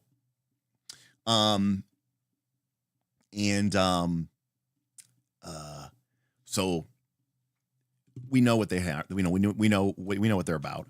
And we would then, we would figure out who are they allied with. And again, I'm just stealing from things that I like and things that I know. So their allies are going to be, we'll call it Northport. We'll get a little northern reaches. we'll get a little northern reaches here. We'll say that the city nearby is Northport. That's the main city of our Northern Reaches campaign. It's called Northport. So we have this Northport, the temple. Ooh, okay. Temple of not Silver Flame. The Temple of Dawn's Radiance, Dawn's Flame, Temple of Dawn. No, I don't like that term. Temple of. Okay, here we go. Temple of the Dawn Flame. And again, I'm just, this is what I call environmental storytelling. So who are the Temple of the Dawn Flame? So to me, the Temple of the Dawn Flame are sort of your Saren Ray, Paylor type priests, right? They don't like undead, but they're good. Fundamentally, they're good, right? Like they don't want to just go out and like purge people. And maybe the Ember Sigil, right, is like a faction. It's like a splinter group from the Temple of the Dawn Flame, right? Maybe there's this zealotous leader who believes that like, they weren't doing enough, or that and so there's a tie there. There's a connection there, and they're an ally. But it doesn't necessarily mean we're the same faction. If they were the same faction, they would just be the same faction. But this is an ally. But again, you could see where maybe depending on how events occur in the game. Alessio, I love that name. Temple of the Last Light. I mean, I'll just steal that straight up, if not for something else. Temple of the Argent Dawn. I like that too. Although, isn't that something from World of Warcraft? You got to be careful because you never know when you're just going to end up stealing from World of Warcraft because they've used like every single name ever that sounds cool. I will say that the Argent, I think it's called the Argent Crusade, maybe. I can't exactly remember what it's called. But so yeah, maybe that's their ally. Maybe they have a group of adventurers, that they call upon to like do a lot of some of their work, some sort of, it's like a divine 4E party, like it's a party that's like, what comprises this paladin? Oh, it's an invoker, it's a cleric, it's a paladin, it's two avengers, right? It's kind of like this like divine enforcer. Lanterns of the Last Light, that might maybe that's the name of the adventuring party. They call themselves the Lanterns, or maybe they call themselves like the Argent Lanterns, right? The Silver Lanterns or something like that, or maybe they are called the Lanterns of the Last Light. Yes, if they were called the Lanterns of the Last Light, people would just call them LOL.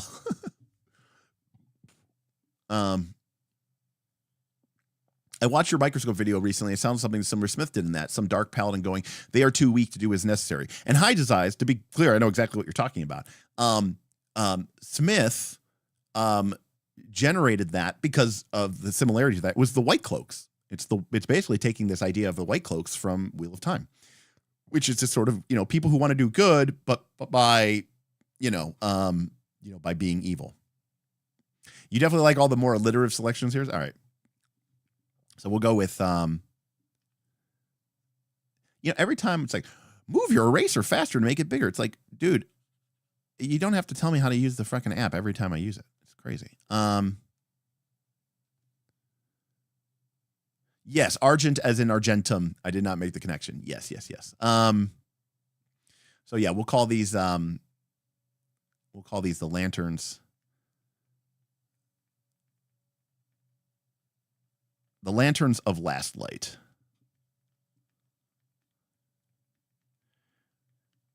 So that's the name of this adventuring party. A lot of very alliterative. The Lanterns of Last Light. And you know, you get to this point where you're like, well, they sound cooler than our party. You do have to worry sometimes. You get too big. But here's the thing. I don't have a plan for them. That's the difference. This is all situation. It's not plots.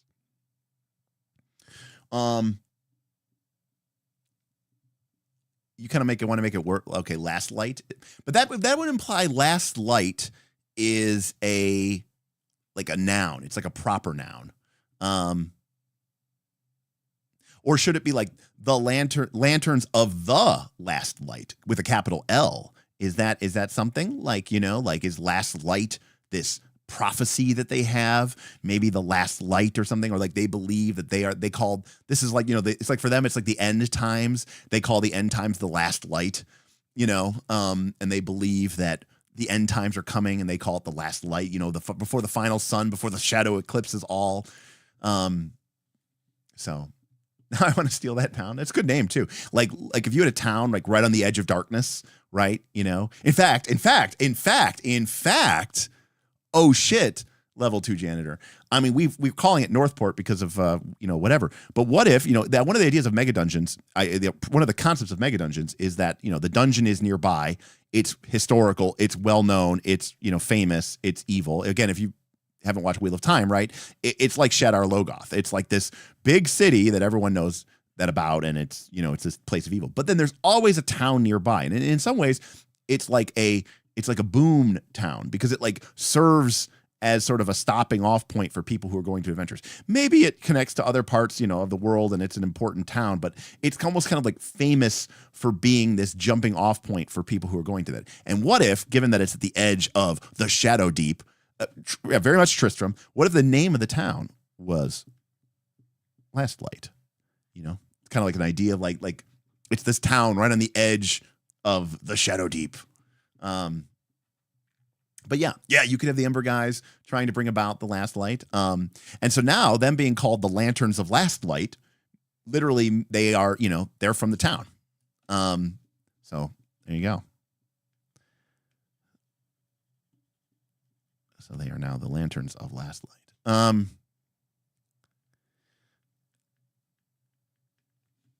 Yes, I do. I mean, we're calling them Shadowborn, so I definitely think that there's something to be said there, Thaddeus, about the shadow. I have a Last Light Inn in my sitting. I mean, look, it sounds cool because we all used it, and it's, you know, it's like I said, it's tropey as hell. So those are their enemy or their allies. All right, so enemies. Oh, I can't spell enemies. How do you spell enemies? It's an E.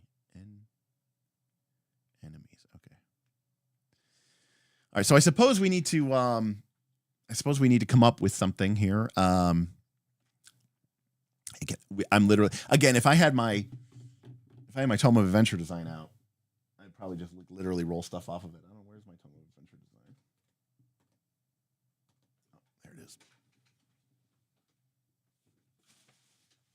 All right, here we go. Thanks, Alessio. Take care. Enjoy. All right, we got our Tome of Adventure design here. I'm not even going to roll because honestly, by the way, if we ever get like really deep in the tank and you actually guys start seeing me build this, you will be like, wow, this is crazy. Like I will just sit here and just roll randomly on this thing until like I get something that like inspires me, and then I'll just go with that. And even sometimes I just go in a completely different direction, but we're kind of going down this faction road here. So, villains, plan, missions. What were we doing? Oh, the enemies. Okay. Let's roll on. Let's roll on the purpose here. Okay. I'll just roll some random dice. Just getting here a thing here. Okay. Moon. Well, moon.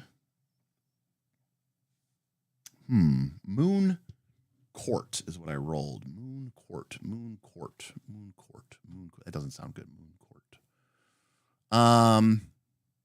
Moon shadow. All right. I like the idea of the court. The pale, like, where did I come up with pale? I literally thought of moon. Moon made me think of the line from Batman with Michael Keaton where he goes, "You ever dance with the devil in the pale moonlight?" The pale court. Who the pale court is, I have no idea. But they might not even necessarily be the enemies that they're fighting. I don't necessarily know. But I'm just making this stuff up. I mean, we're just going for this. So yeah, the pale court. That's who they're.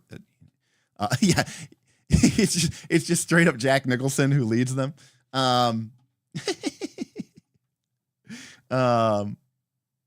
So let's see here. What else do we need for this faction? We have a goal. We have a theme. Let's see here. We need a leader.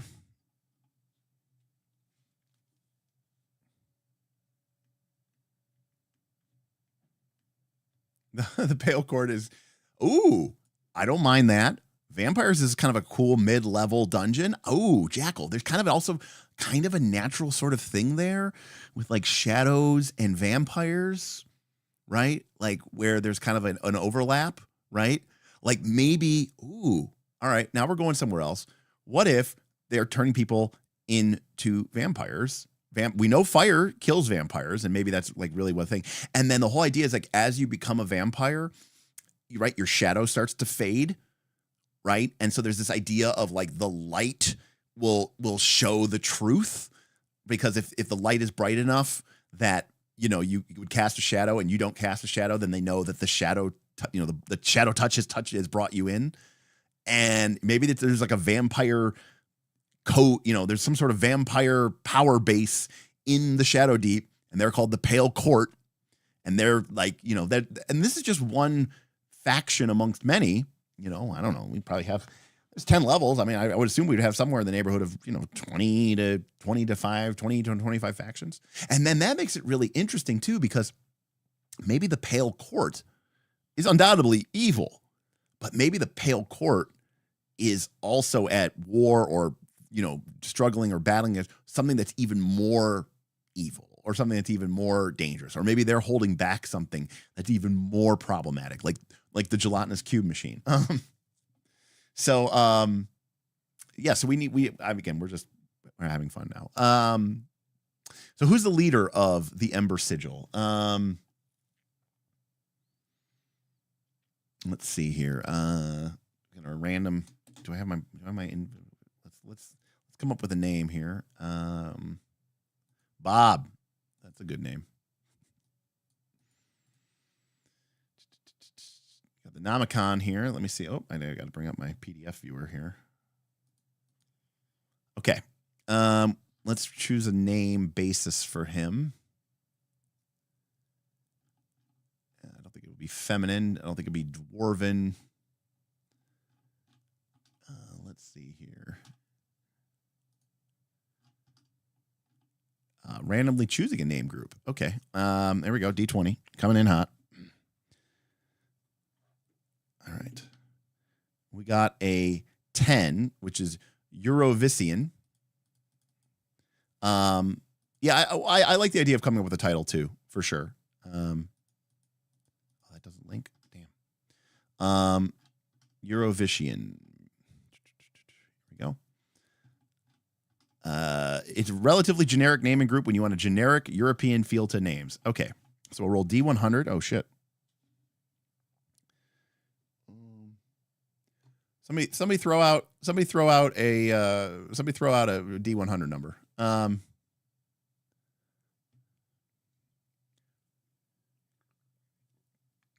It could be an elf. Oh, I'm not opposed to that. 47, Mark says, okay. And 47 and 54. Okay, so here we go. So his name is La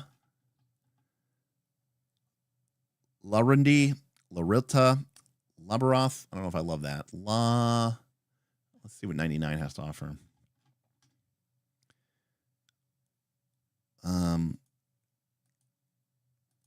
Limibia, Laruiand. I don't know if I love that.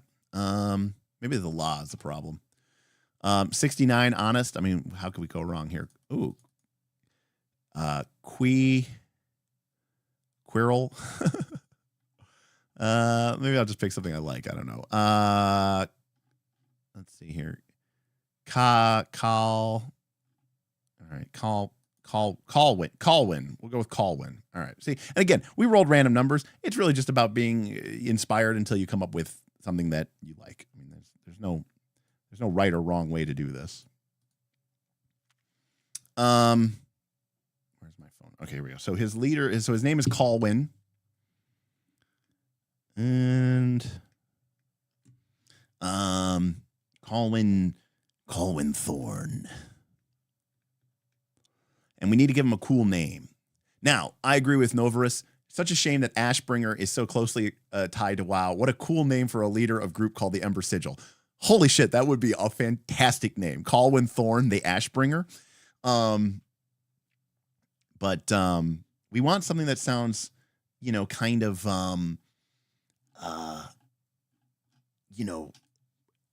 flame related. I don't know. He should definitely have a moniker. Yeah, for sure. Firebrand. I don't know if he's a firebrand. The Everbright is pretty good. I really like that. So let's see. I'm actually here. I'm gonna pop open ChatGPT and see if I can give it. All right. So what's a list? What's a list of possible titles for the leader of an anti-undead evil faction, whatever? Something like Ashbringer, which is cool, or the Everbright. Let's see what it comes up with. Give me 10. All right, let's see what it has up with here. So, well, thanks for giving me the Ashbringer. The Flame Bound, the Dawn Forged, the High Pyrophant. That's a pretty cool word, the Pyrophant. Although it sounds a little bit more like a fire mage, Keeper of the Sacred Flame, the Cinder Warden, He Who Bears the Last Flame. It's kind of more of a cool, honorific than a title. Man, I just kind of want to steal Ashbringer, but Everbright's pretty cool. All right, so we're gonna go with the Pyro Pope. So we're gonna go with Colwyn Thorpe, the Everbright. And I like that title, right? Because the idea here is that they view him as being uncorruptible, right? He is the beacon of light. I also like the idea now that maybe this is sort of in terms of their domain, right? Was not only is it holy anti-undead, but also that they're really big into fire and flame. So they have this kind of this, burn the heretic kind of zealotness to them, purge it with fire as an example. Andrew says, in Indian history, the term dying ember symbolizes the remains of fading fire, representing the decline of life and hope within a narrative context. Yeah, I mean, that's pretty brutal. Ashbringer is great if they're dusting vamps. That's pretty good too. So anyways, all right, so we've got that. What else do we need here? Got a name, aliases. Okay, yeah, what are some things that other people might call the Ember Sigil, right? Not just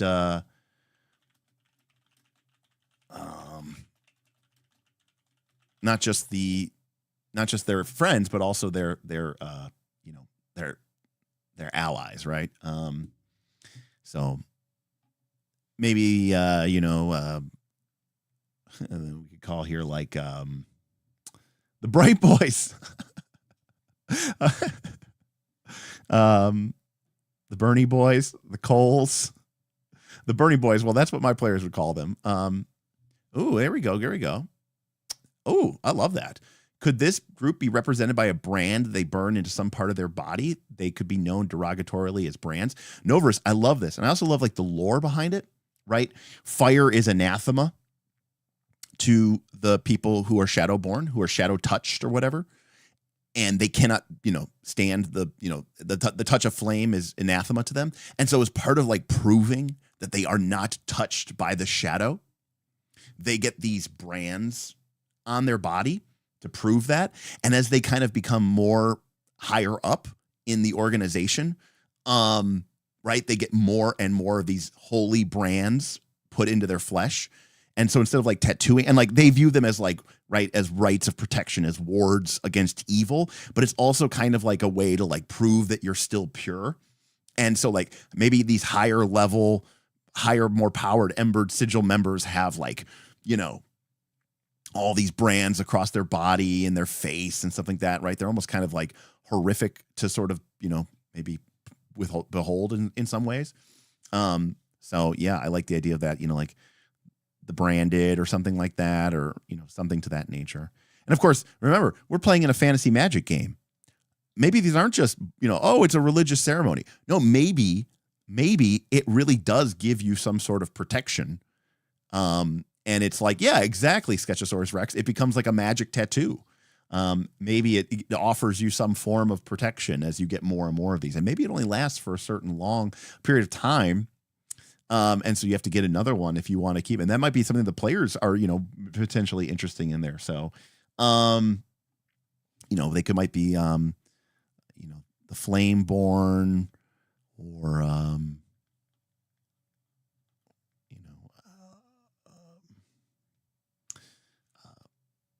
let's see, the Red Knights. So these are all possible aliases that we could come with. And again, we don't need all these. But we're just trying to paint it. We're just trying to paint a story here. And here's the thing: that's the key. We have not talked once about what they're going to do or why they're going to do it or if they have to do it. Flame Fiends is good too. I like that one too.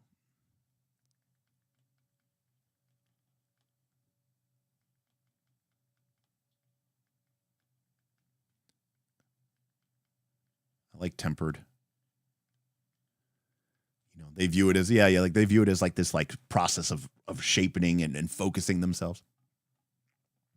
Yeah, absolutely. It totally could be that, right? Fire Touched, yes. Yeah, Tempered is great. I love that one. I could see that being like, something that they use internally to themselves, like, like, greetings, sister. Have you been tempered recently? Viewing it as like they're kind of like, he is tempered and walks in the light. Ember Knights, Flame Forge. I like Ember Knights too. Red Knights, Ever Tempered. All good stuff. And again, we're not deciding what the story is with these things. I don't even really care what the story is. I just want to make something cool that then, people could interact with and we could have fun with. So yeah, so like what could they offer to the party, right? What resources, could they offer to the party? Well, obviously they could offer, holy magic. They could offer, relics or sanctified type elements. Obviously, fire or fire weapons or fire wrought weapons or something like that. Now I'm envisioning this unique blend that they do. It's a holy water plus alchemist fire combo. They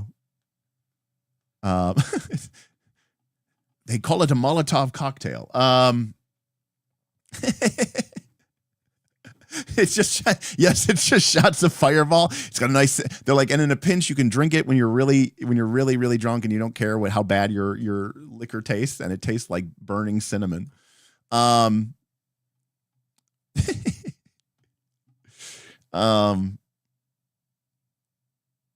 yeah, maybe they can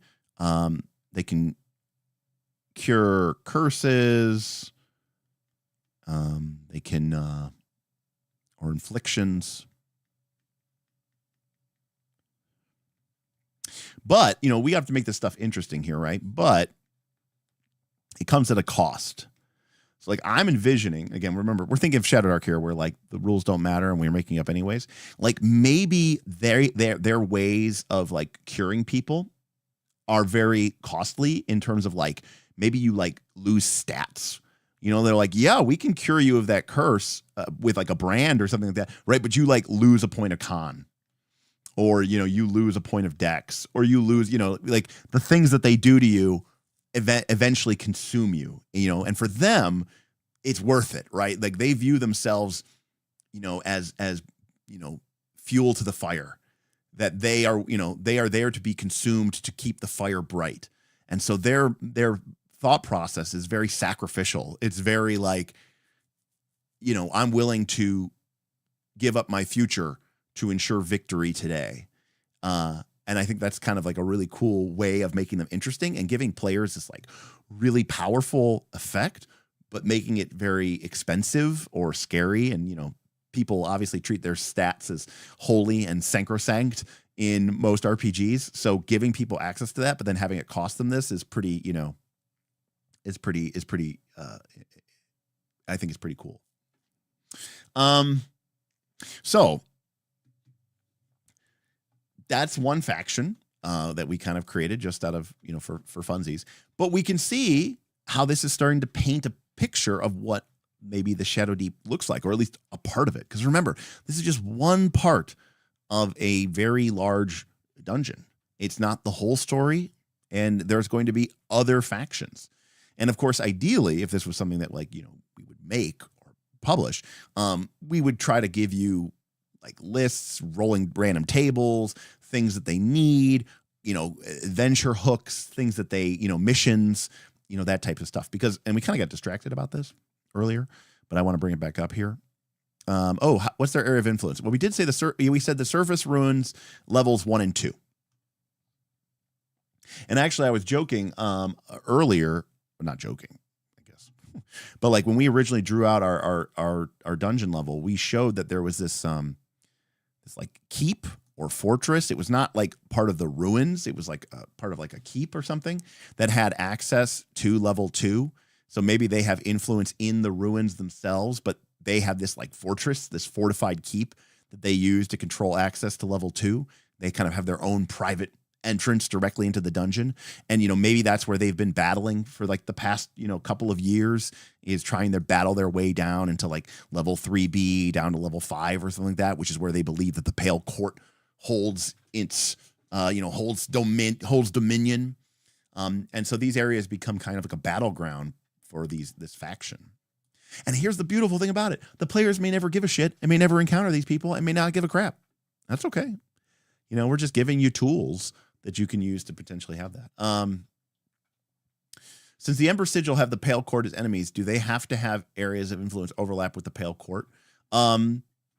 Yes, to a certain extent. I mean, for sure.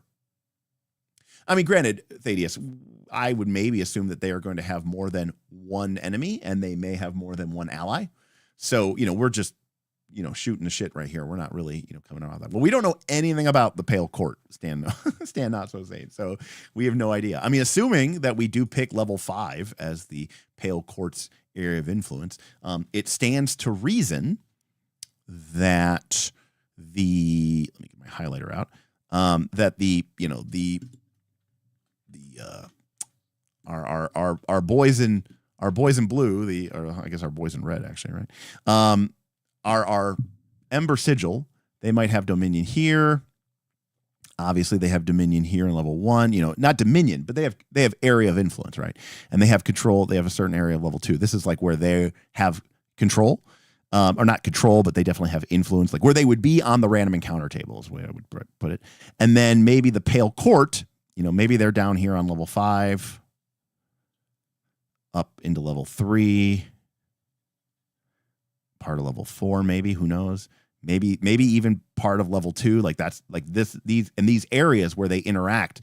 These are sort of like the primary, battlegrounds. This is where like the fighting occurs. This is where the factions overlap, and this is where you're going to see a lot of conflict and a lot of problems and a lot of domain. But again, maybe the Pale Court's ultimately, located here. Hell, maybe, the Pale Court's HQ, right? Was we set this up as one of the teleporters that eventually takes you down to like the lower levels of the dungeon. Or sorry, this teleporter here, which takes you from the upper level to the lower level. Maybe this is a big thing that they're fighting over. Maybe this is part of like the culmination of this whole, faction war is control for this linked teleporter or something. It could be very interesting either way. But yeah, I do like that they're vampires. I think that's awesome. I'm down for it. I have no idea what level a vampire is technically in Shadowdark. Let's see. I mean, I'm sure it could just, it doesn't really matter because it's Shadowdark. But we got monsters. There's monsters in this book, right? Sure is.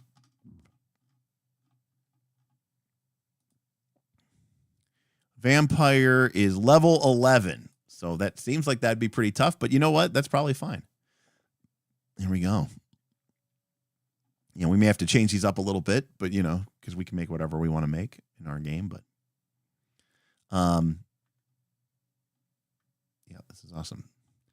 Well, the vampire spawn are level 5. I mean, don't get me wrong. I want them to be scary. There's a reason why they're on the lower levels, right? So, maybe the vampire lords, maybe the Pale Court isn't actually that big. Maybe they're not like hundreds of vampires. Maybe there's only like 13. There's 13 members of the Pale Court, or there's 5 members of the Pale Court. Right. We don't want to just confront them directly. Right. Exactly. But yeah, this seems pretty scary. Oh, absolutely hides it. Well, but also too hides his eyes. One of the things that is important to do is, you don't necessarily need to play. You don't need to explain everything. Part of the thing here is, part of the thing here is to give GMs room to come up with their own ideas. And one of the beauties of playing these sort of OSR systems is that players can just go, hey, can we do something? Can we make the Pale Court weaken? Can we do something? Maybe we can do something with sunlight and, pull like have you ever seen this movie Legend with Tom Cruise, right? They use these mirrors, which totally wouldn't work. And they reflect sunlight all the way down into the lower levels of the dungeon, or something like that.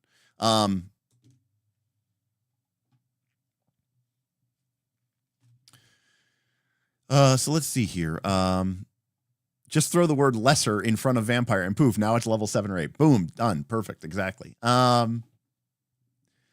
Beowulf says, it would be cool to have a second undead faction that are more neutral aligned and comprised of people who were cursed, but the Bernie boys don't care and just treat them the same as Pale Court. Beowulf, I completely agree with you. I think the Pale Court, we definitely want to have this sort of, kind of, they're on Team Evil, but there's literally not a Team Evil, but they're bad boys. But yes, I do love the idea of people who get caught in the crossfire, right? This isn't about good and evil. It's about conflicting alignments, right? And the fact that the Ember Sigil don't really see, right? There's like this idea in Avatar Legends, the RPG and the show, right? That being in balance is better than being out of balance. And that being out of balance means that you have become extreme. That being extreme of any capacity is not a good thing. We can kind of play around with that same idea. If the Pale Court is just a bunch of drained minions, are the Pale Lords that much deeper? To be clear, I think there is something to be said about creating, what's the word I'm looking for? Creating follow-up bad guys. All right. So what I was saying here is like, I'm trying to find my map. Sorry. Got a lot of windows open here with the OBS and the chats and Microsoft. Okay. So imagine I'm taking a screenshot here. So imagine here's our dungeon, right? And we talked about like maybe the players are fighting, vampire spawn, or they're fighting like shadowborn minions or whatever like that on level 2. And then they're fighting vampire spawn on level 3 and 4 and maybe into 5. And then on level 5, they finally confront, the Pale Court. And there's, these vampires. And they're like, oh, that was cool. And then later on, they learn that on level, 8B, there is the Pale Lord, right? And it's just one vampire. It's like the vampire that like, that everything kind of, and maybe he's not even like active. He's just like in rest waiting for another arrival. And the players realize that like once he arrives, like his wrath will be devastating, or he'll just reinstitute the Pale Court or something like that. And so it kind of gives you this fun like Easter egg callback, because the players may never have dealt with any of this, but they might have gone a completely different direction to get to where they're going. And they're like, oh, cool, look, it's like a super powerful vampire lord. And like, for most players, that's still enough fun to have, to kill the monster and beat the day. And you're like, oh, cool, awesome. But you could also imagine how killing the Pale Lord might seismically shift what's happening up above. So it's important that we don't have like this thing planned out, right? Exactly. We don't want to have the leader of the Pale Court have a note pinned on his chest from the Pale Lord, basically making the players go like, oh, we have to go kill the Pale Lord now. Like that's exactly what we want to avoid. I know you're being kidding here, but Jen says, are there enough people in the dungeon for vampires to eat? Again, Jens, we are not worried about Gygaxian naturalism in the sense that I'm not worried about what people eat. I'm definitely not worried about what make-believe monsters and vampires eat. And for sure, yeah, they would definitely have some sort of thralls or lesser undead.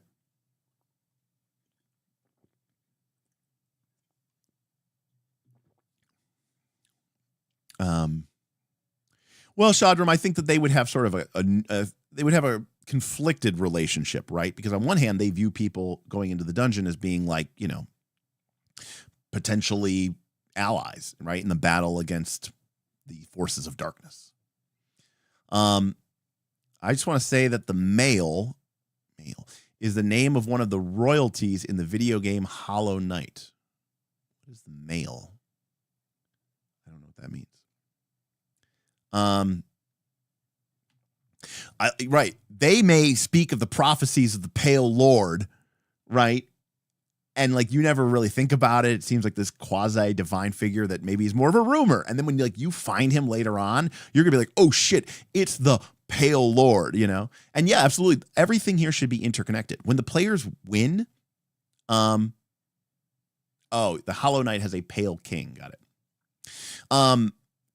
There's no like, again, one of the hallmarks of my GMing style is that I like to make everything. I like to make every player suffer, and no victory is ever a victory. It's always like something worse. And so I absolutely love the idea that the Pale Court, if they were just to be wiped out, as the Ember Sigil wants them to be, and as whatever, as the players may want, that will have good consequences, sure, but will have unintended negative consequences as well. That the Pale Court was actually doing something, they were holding back the demons, right, or something like that, right? Like there's always something where you kind of escalate and escalate and escalate. Well, it's already past 9 o'clock. Geesh. So yeah. So that's how we would handle factions. And this was just one faction. And I don't know, it sounds pretty cool to me. We'll probably use it. I don't see why we wouldn't.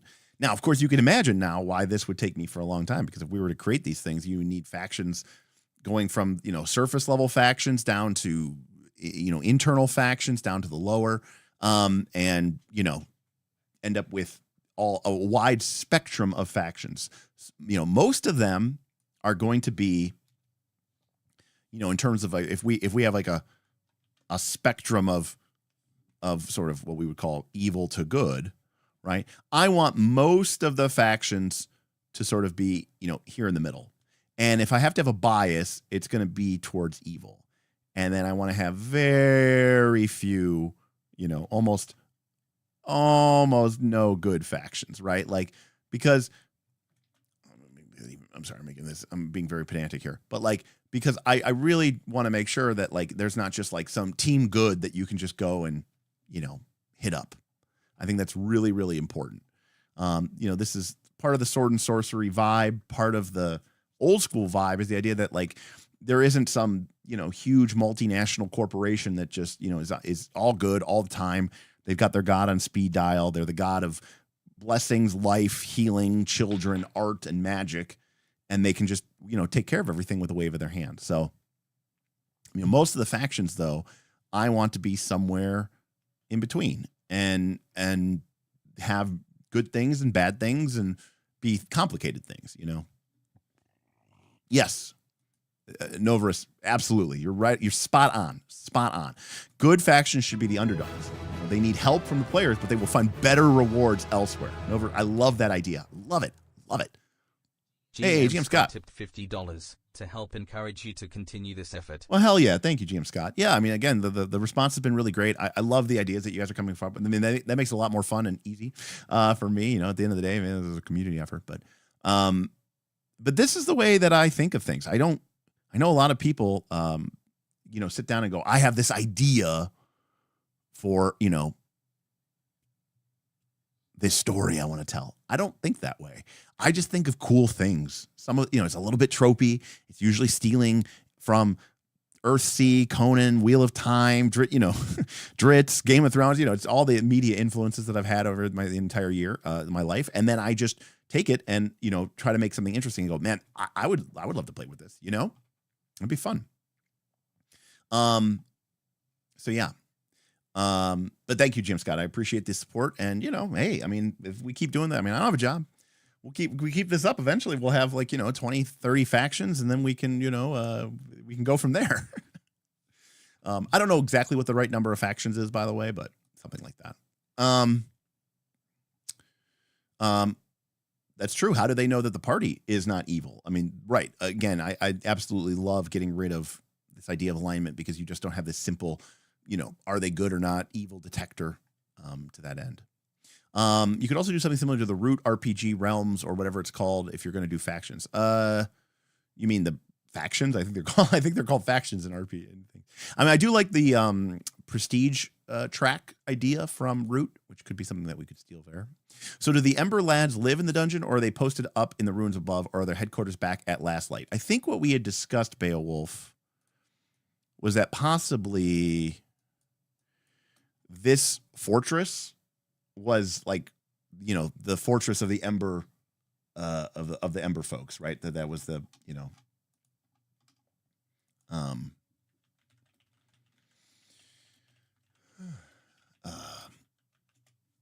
that was their headquarters. And then they have allies back in Last Light, but they stay here, maybe like, let's see here. We could call it, like Emberhold, or, the Crucible. Maybe that's just what they call it, or that's what its nickname is, the Crucible. Something like that. Ash Spire Keep. Something like that.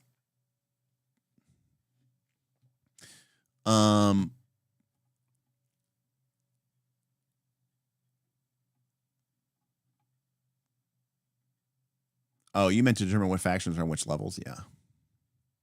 I got it. The world building. Right. We could kind of do it dynamically. I see what you're saying. Yeah, that'd be kind of fun. Maybe turn it into like a little mini game. Oh, that's cool, Shadram. That's awesome. I'm glad that they're helping you with your campaign idea. I like brainstorming. I mean, maybe so do I. I mean, because here's the thing. Again, I love asking questions. I hate giving answers.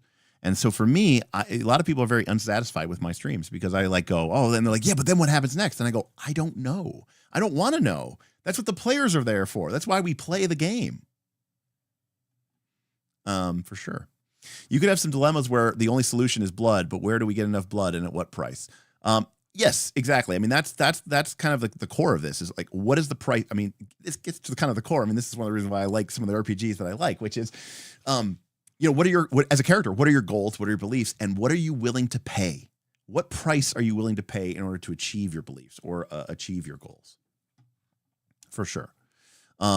Exactly, Stan. So one of the immediate things that they give benefits to is they have a way down to level 2.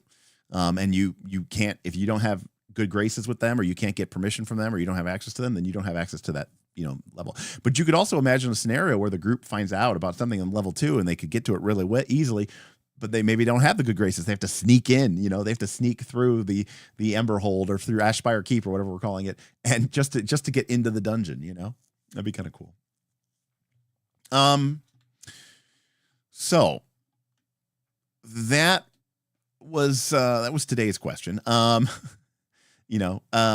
was today's thing. Now, of course, I said something about era, something about rewards, and I said something about history as well. I do want to touch on those very briefly because, again, this is a very long process for sure. You're seeing literally all the nuts and bolts. But what it really comes down to is it's like an archaeological dig for when it comes to history. The idea is that this dungeon was not created in one go. And this dungeon has existed through multiple, usually I use the term eras, right? Like the Eras Tour, Taylor Swift style. And basically, like in the first era, for example, whatever this is getting to the whole thing, but like the dungeon is here for a reason. Like there is something. This is very Derek Tropey, but there is something that was originally here. The classic simple one is like, there's some dark power or some great power, right? Buried in the depths of the earth. But the idea is that like when the dungeon was originally constructed, it wasn't constructed in one go. That these levels were built over hundreds or maybe thousands of years. The original dungeon may have only been levels, 9 and 10. Maybe level 11 came later. And maybe level 9 and 10 was originally built by, and I'm just literally making this up here, right? Like, like aliens. I'm just literally making this up. This is not what the case is. But then the aliens were chasing off. And during the second era, elves ruled. And then during the third era, right, the dwarves came. And then maybe during the fourth era, we don't even know, maybe this is where the Pale Lord comes from. The vampires actually ruled here. Maybe they were like a benevolent vampire society who were overseeing the good of, who knows? I think they were the protectors of the realms of men, and they who took upon themselves a noble blessing to have long life, to have unnatural strength, but to forever forsake the sun so that they could only, guard the shadows, what's the line from Babylon 5 about the Rangers, right? We stand in the shadows or something like that, right? So maybe originally vampire was like they were good guys, and like the modern version of the vampire is like a corrupted version of like their original pledge. But maybe the Pale Court kind of reflects that, and they actually think that all this other stuff is just them shirking. I'm just getting off on a tangent here, but you can see that each era or each faction or like sort of era of thing is going to control the dungeon at different points. They're going to add to it. They're going to expand it. And that's going to bring us more and more from like sort of the distant past all the way up to, the present. And the fact is that some factions, some history, some elements are not going to know anything about the deep parts of the dungeon. For them, they don't know, and they don't care, and they never will. Right? There may be factions whose entire world is just, these levels. And they don't know anything about this, and they don't know, and not everything has to link back to the same ultimate source. Now, obviously, as you go deeper, you will find that. The other thing that I like to do is I like to tie architectural or structural elements to these eras. Like when you go to an era, like let's say it's one of the levels or areas that was built by the ancient elves, right? These super powerful mega elves.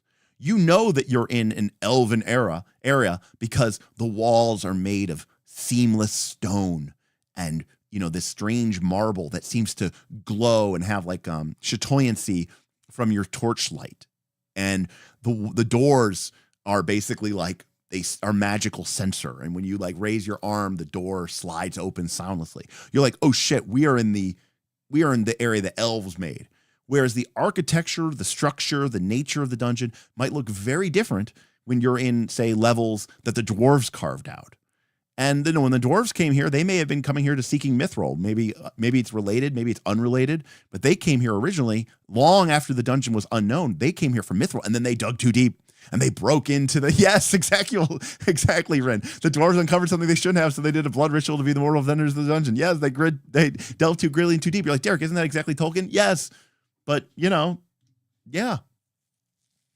that's okay. I like tropes, Cthulhu is always first. I mean, that's true. That's the ultimate trope is that just Cthulhu, for sure. Right. Is the creeping shadow a real threat or is it a metaphorical one? Is it both? Right. Is the creeping shadow the doubt and the distrust that they are spreading throughout men and the lives of men? I'm on Team Vampire. They're not evil. They're just misunderstood. Also, they're hot, Shadram. I hate misunderstood vampires. Of course, Beowulf does. So does GM Scott. Oh, they're hot is one of my favorite responses to me. That was like an inside joke in our Legend of the Five Rings campaign, was that all samurai were hot. And the way that you could tell someone wasn't a peasant is if they were hot, because then they were a samurai. Like they'd meet somebody and Smith would be like, but are they hot? And I'm like, oh yeah, he's totally hot. And he's like, damn it, he's a samurai. I really like the Knights of the Ember Sigil being from the fort above. It's very cool. And Emberhold is a perfect name. I do like Knights of the Ember Sigil. A+ name, Beowulf. I mean, obviously it's kind of derived from everything that we've been talking about, but yes, coming from the Emberhold, Knights of the Ember Sigil, all good stuff. Is this our new RFC product? Come back in 2 years when it's finished.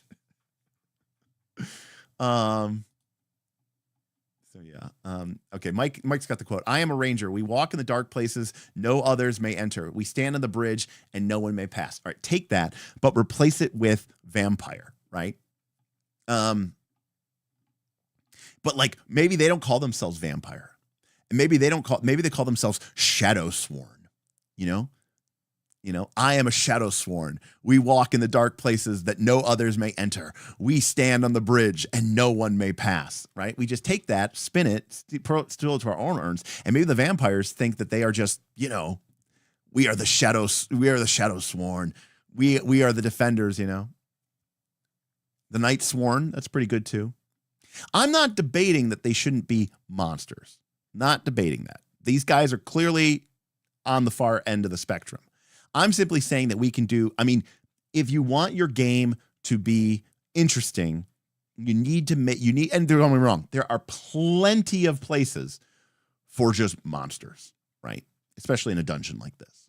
The whole point of adding factions is specifically so that your Mega Dungeon campaign doesn't just become an endless barrage of battles and fights and battles and fights and rooms that you enter, and then you kill the thing that's there, and then you go to the next thing and you kill the thing that's there, and then you kill the thing that's there, and then you kill the thing that's there. Monsters are going to be a dime a dozen. You're going to have so many of them. The whole point of adding factions is deliberately so that you have some of these shades of meaning and some of these nuanced decision making.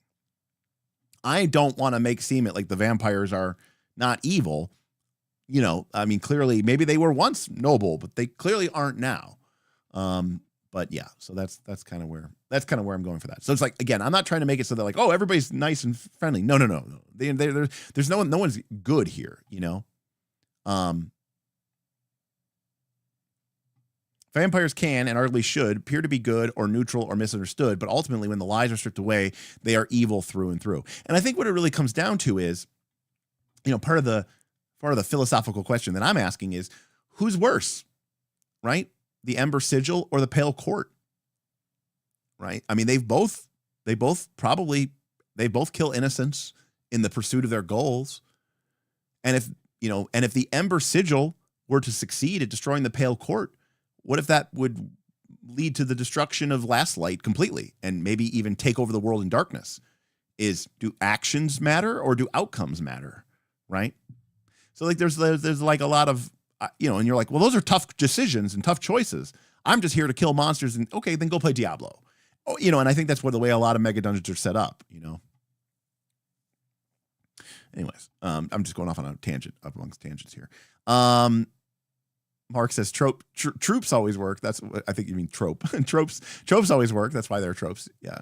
Tropes work so well because the players will be paranoid if there's a catch or not. Yes, but I do like, let me be clear here. I like tropes, but I also do like a little bit of subverting expectations. I think if you completely subvert the expectation, it's pointless. What was the point of doing the trope? But I like having a spin or a catch. Everything has a catch. And that's what I think keeps it feral. And I think that's what keeps it interesting. Yeah, what if the vampires are the only thing keeping the Shell Father from rising ascendant? Huh? Nights. There we go. Nights is good. The Shadow Sworn all take the blood oath. We take the darkness into ourselves to be better to defend against it. There you go. I like it. Shadow Sworn is cool. I like the blood oath is cool. Right. Also very important. Every creature has to be super weird and super strange and have a name that no one can pronounce. It's like, oh, you're fighting. And I could literally pull out any Pathfinder 2 bestiary here and you'd be like, what the fuck is it? It's an Alalaloth with 14 L's.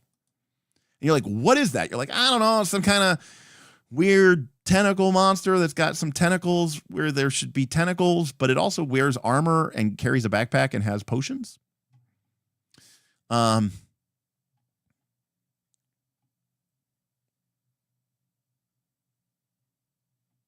To be clear, I think there's a general sense that as you go deeper, things get, if not more evil, they get more alien, they get more uncaring, they get more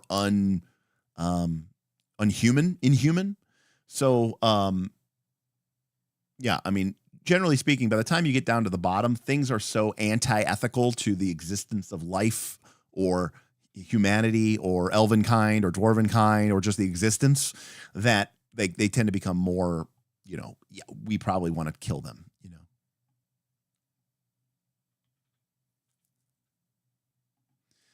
Beowulf says, I think the Pale Court is worse, but the Ember Sigil have become like the monsters they fight, right? That's another thing too, by the way, classic thing. Do not stare too long into the abyss, lest the abyss stare into you.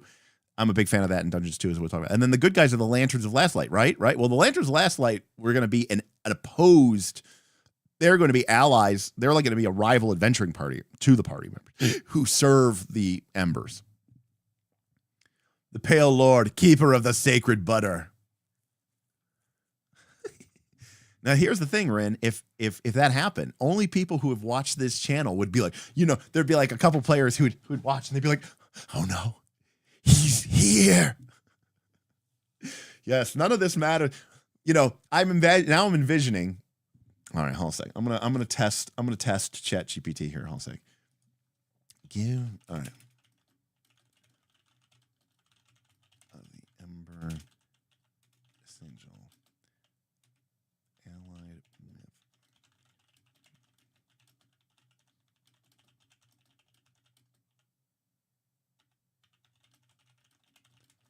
All right, here we go.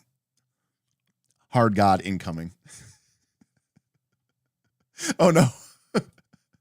Do the Pale Lords worship she who spreads? Dun dun dun. All right. I thought the Age of Ashes AP did this well. The good dragon is willing to do unspeakable things to stop the evil dragon god. So it was a bit gray, even though stopping evil dragon was the only answer. And that's the thing too.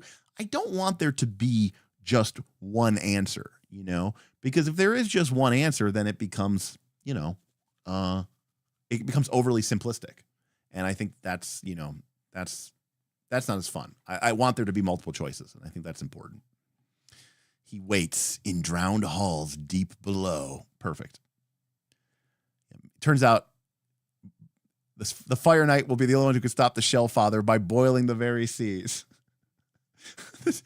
So I told ChatGPT, I said, give me art showing the Knights of the Ember Sigil allied with vampires of the Pale Court to fight off the rising threat of the Shell Father. And this is what we got. Here we go.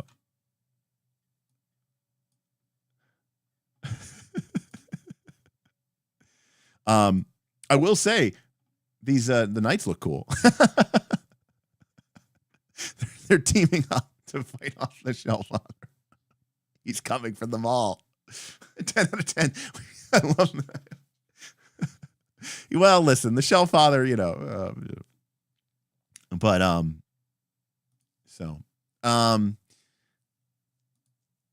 yeah, I mean, Sam, there's a ton of options we could go for. I mean, the key is this idea of environmental storytelling, right?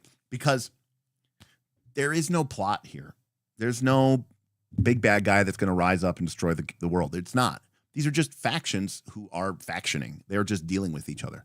Part of the way that a mega dungeon like this succeeds is that the players become legitimately interested in figuring out and uncovering the core truths or the lore of your game.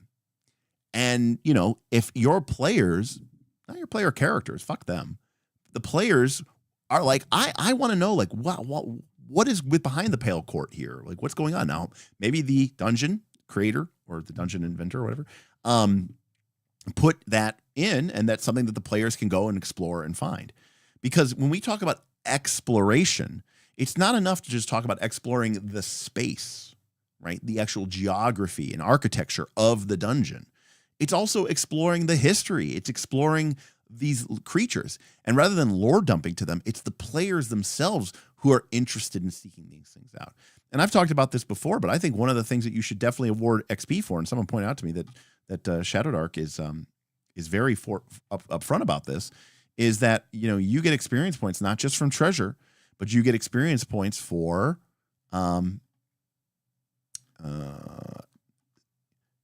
secrets, blessings, so uncovering truths, learning about the secret history of the Pale Court is not just something that players are really interested in and could be a really fun moment for your players when they go, wow, there's so much more to this than I ever thought. I want to know more. Why were they, what was their original holy mission? How did they become corrupted? But also you give them experience points, right? What gets rewarded gets repeated. If the players ask questions, if the players use their time at the table to interact with your environment, with these factions, with this lore, and then you end up giving them experience to them, that the players are like, well, this is a double bonus. I'm going to want to engage with this. And I think that is what's really, really, really cool. Now, they talk about here that a legendary reward is worth 10 XP, mythic, unique, quest-worthy. That, uncovering the secret of the Pale Court, maybe that's like a legendary lore, and legendary lore is worth 10 XP in our dungeon. So not only do you get experience points for finding great treasures and awesome magic items, you find XP just from being curious, from asking questions, from figuring shit out and putting pieces together, using your spells and abilities to learn more. And you're doing that because you're getting rewarded, but you're also doing it because you are hopefully legitimately interested and you want to learn about this. And I think that that's a really cool way of doing it. I've said before that I'm not a huge fan of like sitting down with a lore book and just reading it, but discovering a world, in the game that I'm playing, that can be very, very, very rewarding. Beowulf says the knights look so badass. Stan gives it a 10 out of 10.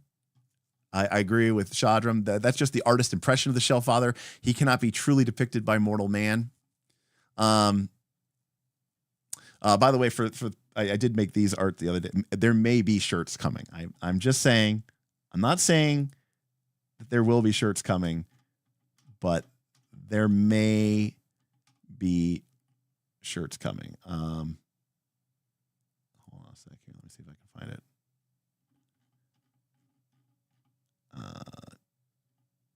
Where are you at, Shellfather?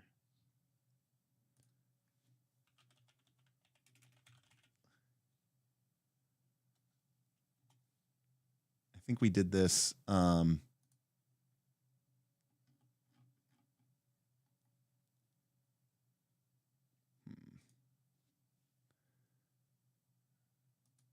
Sure.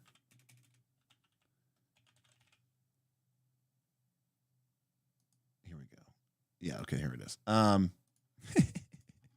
This is this got created the other day.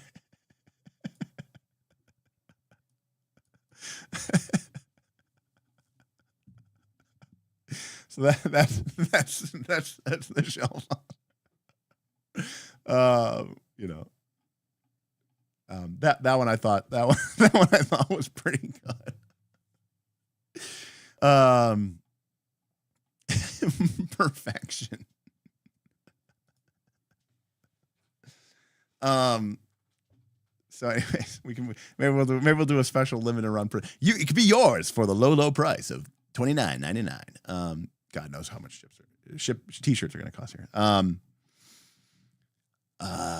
Rin, will a player take the blessing of the Pale Court? And Rin, one of my favorite things to do is in these campaigns is I love to give players the choice. I mean, this is straight out of Dungeon World. This is Dungeon World 101, which is offer the players an opportunity with or without a cost.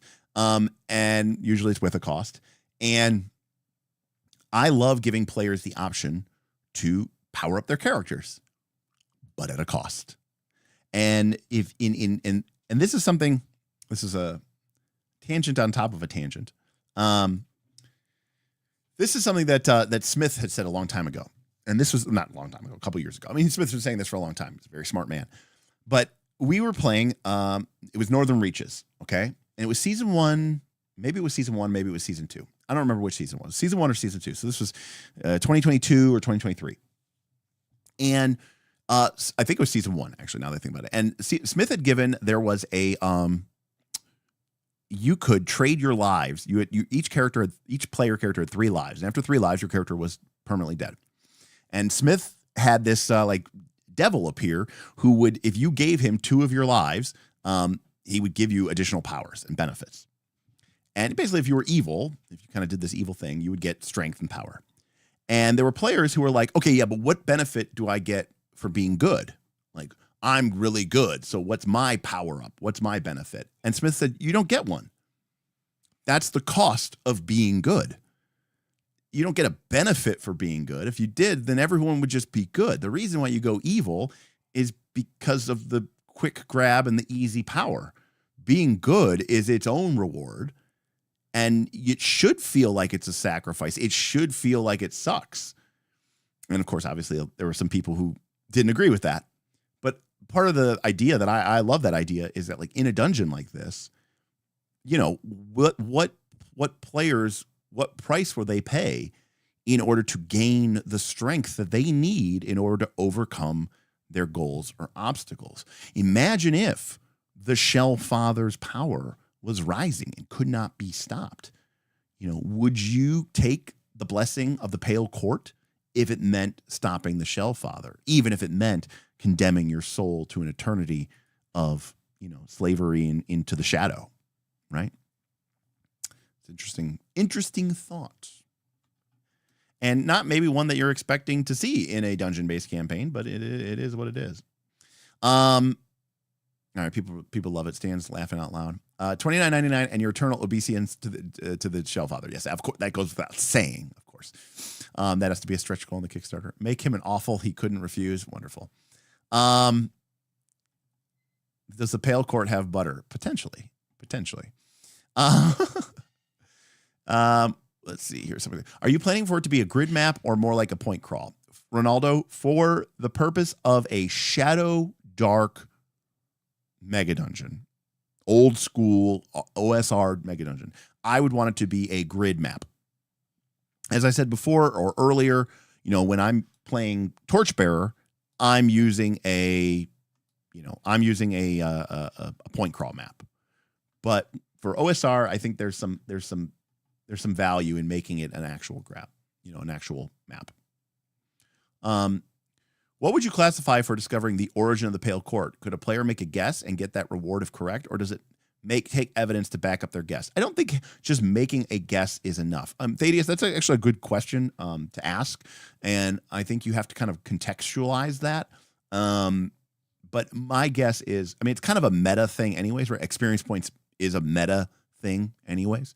I think it would have to be kind of like evidence-based. Like if the players had proof of X and Y and Z, then they have kind of, discovered the nature of that, and they can claim the reward. By the way, I'm not even against making that something that the players aren't aware of. So what I mean is, like, they may have like a sheet that has like, here are like the top 10 mysteries, of the dungeon. If you solve these, you get 10 experience points or something like that. And the players can maybe know that ahead of time. Give them goals, give them reason. We haven't gotten into like how to use Megadungeons, but this is, the thing. But yeah, XP is for learning the truth, not conjecture. Yeah, you have to find the proof. Exactly. The pale court is just a crab without a shell, also known as a sea slug. Yeah, which still doesn't make any sense. Again, most of the cosmology of D&D is stupid and dumb. Because if you're evil, you definitely don't want to be tortured by demons for eternity. So why are you evil? I mean, most of the core mythology of D&D, kind of falls apart. So anyways, this is what I was talking about with the eras and the history and building the history. So it's not enough just to talk about the current factions. Not saying that we're going to go into this kind of detail for like past factions, although there may be some ancient factions, right? That go all the way back to, say, the 4th era or the 2nd era. But for the most part, it's just important to understand that we need to think of the dungeon as like a historical dig. This was not all created in one go by one faction at once. It is a living environment with multiple powers that have held dominion over its levels over the many hundreds of centuries, or dozens of centuries. And some groups have added new levels that the original Mega Dungeon wasn't just created in a day. It wasn't created by one dungeon. They didn't sit there and say, I'm going to build 11 levels of dungeon and call it a day. So each level will have its own, you'll be able to see those influences in the history as you go through it. And that's a great, textural point that the players can kind of understand and cling to. They know, okay, we're moving down from, levels that look like they were built within the last couple hundred years by human hands. And now we're getting into these eras, rooms and designs that look more dwarven-like, that are much more geometric, that are much more Art Deco, that have a lot more runic inscriptions. The ceilings are a little bit shorter. The walls are a little bit, halls are a little bit wider. The doors are all made of stone. And you're like, okay, I can feel that the dungeon's different. Now, why? Why is the dungeon different? And then through the context clue, through the environmental storytelling, you'll learn about the dwarves and why the dwarves came here. And that's important because the worst thing that you can do for a mega dungeon is just to go, here's a mega dungeon, players, go. No, that's like taking a hex map and just going, I'm not going to tell you anything about this hex map. It's a huge blank hex map. Go. That's also terrible. The key to give the players is you need to give the players hooks. You need to give the players missions. You need to give the players goals, ambitions. One of the characters comes in and they know about a secret treasure vault down on level 2. Maybe they have the key. It's been passed down from your father to from your grandfather to your great grandfather to your father. It's like a very Thorn Oakenshield thing. Your character starts with the key to a treasure vault on level 2. Now you're not exactly sure where it is, but you have the key. And maybe the key can give you, maybe there's a riddle on the key, or your father left a cryptic note, but you also know that that your father died under mysterious circumstances and your grandfather did too. People are hunting the key. Boom. I have no idea what the answers to any of this is. This is not part of some AP. This is not part of some railroad plot. I'm just giving you something cool. But the most important thing is now as a player, you have something to go for. And not every PC needs one of these things, but it's important that the players understand that there are places that they can interact with,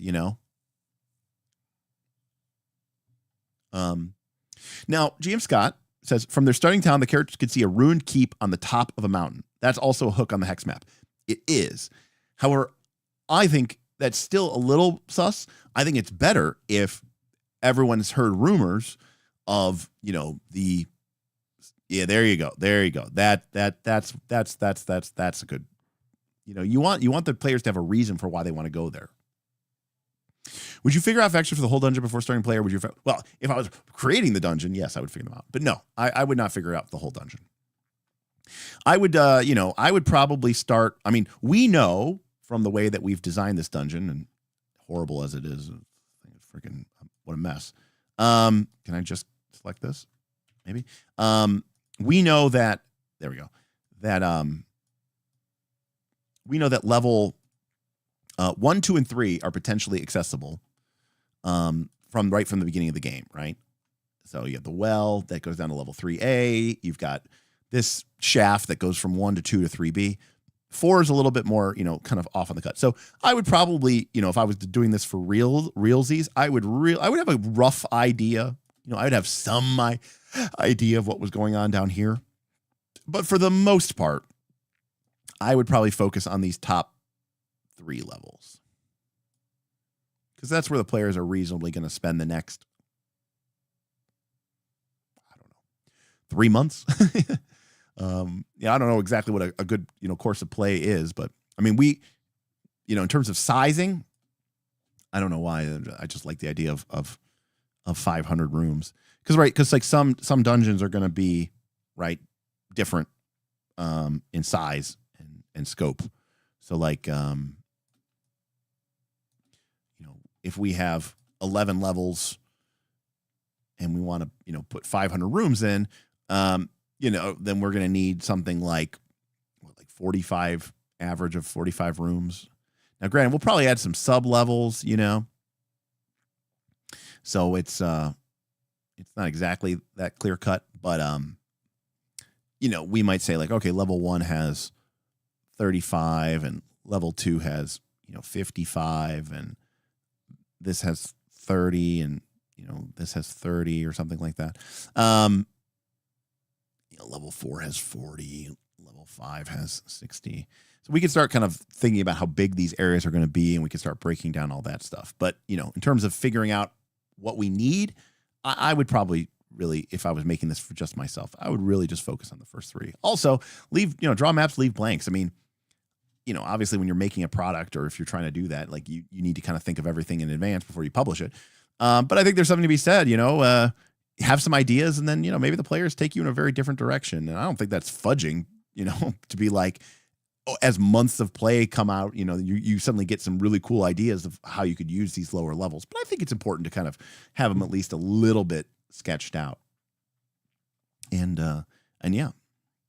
And we didn't talk about rewards at all, but that's okay, because I mean, there's a lot to cover here. But hopefully we at least kind of showed, at least how I showed how my bottom-up design approach works, which is, because Beowulf asked the core question at the beginning, which is like, I thought you'd have to figure out the entire dungeon before you could start figuring out factions.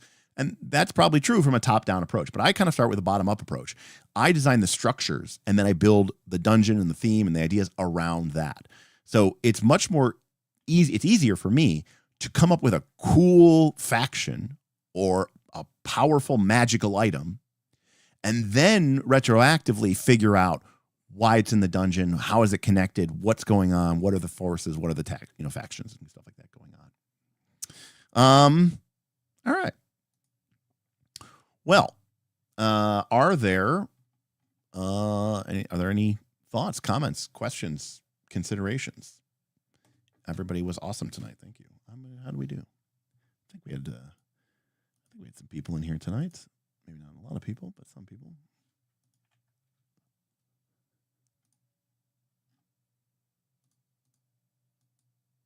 Can we go for another 5 hours? No. But hey, we had 74 at one point. Still 69 right now. I mean, eventually we'll get to the point. I mean, I'm still. That's true, Chase. I do not have to work tomorrow. That is true. That is true. What's the value of the grid map over a point map? Is it just for the familiarity and legacy of OSR tradition? Great question.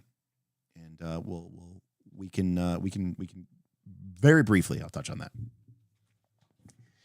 The value for the grid map over a point map is in seeing the geographical space that is yet to be discovered. So what I mean by that is like, damn it. What I mean by that is like, if I have,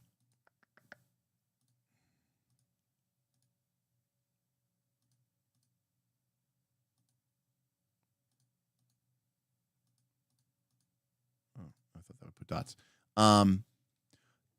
GM Scott answered the question correctly. So like let's say that you've got your, it's just really zoomed in. Okay.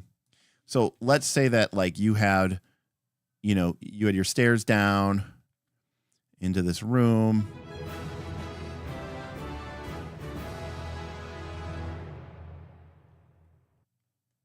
Scott tipped $25. Thanks for another great stream. Scotty P, thank you so much. Thank you. I appreciate that you appreciate it. I mean, we got more to come, buddy. I'm not working. I don't need any. I don't got anything going on. I mean, this is a very basic and simplistic example. But I appreciate you, Scott. Thank you.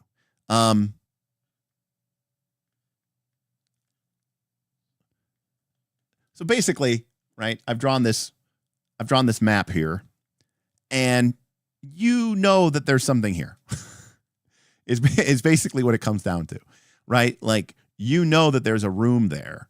And potentially, depending on how things are structured, how things are created, you're very excited to enter that room.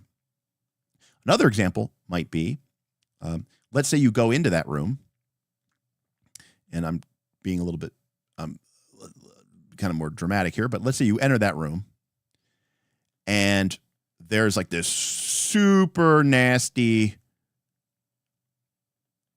monster, right, guarding the room. And you're like, oh shit, okay. But beyond the monster, you can see that there is, some sort of, treasure vault overflowing with treasure. And you're like, oh, man, that's a cool room. I want to get into that room. Later on, when you're over here and you find a secret door on that wall, you get really excited because you think, oh, maybe this is a secret door that'll lead us into this treasure vault behind this monster, and we can avoid that. So that's the thought process that you kind of lose in the point crawl. Now, is a point crawl faster? Yes. The other thing is there's a level of intimacy. Now, I do think that there are certain things. If you're going to draw a map and you are going to expect that the players are going to map, I think you need to make some conscious decisions, which is to avoid just the ass-fucked rooms.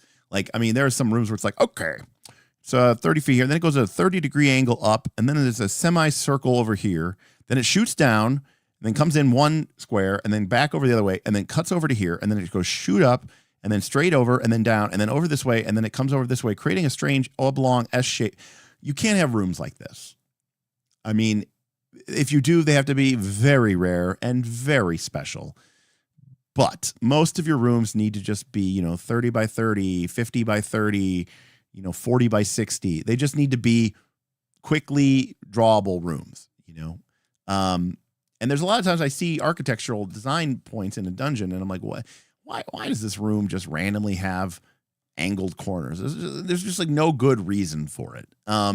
It just is something that's just going to take longer and slow down the mapping for no real particular reason. Now, I get it. It looks cooler. I agree with that. But, you do have to make certain, just saying this circular room is enough to make everyone drop. Yeah, it's just, I'm not saying that you can't. I'm just saying that, like, in fact, if anything, if a room isn't just a square or a rectangle, it should be because it's like special. And the players should just be like, the players almost pick up and like their ears perk up. What? It's an octagon room? There must be something special in this room. It's almost like the GM's way of saying, like, listen up, something important is going to happen.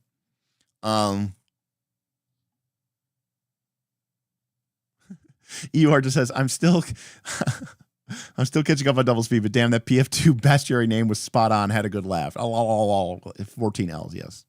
So true. And it's got to be bestiary 2. That's the key. Bestiary 1, it's like goblin, hydra, hobgoblin, hippogriff, you know. Then you get the bestiary 2, and it's like and you're like, what the hell happened, man? You just ran out of everything. That's true. Hex. All the vaults are hexagons. I mean, Rin, you laugh, but that is actually something I would probably totally do, you know?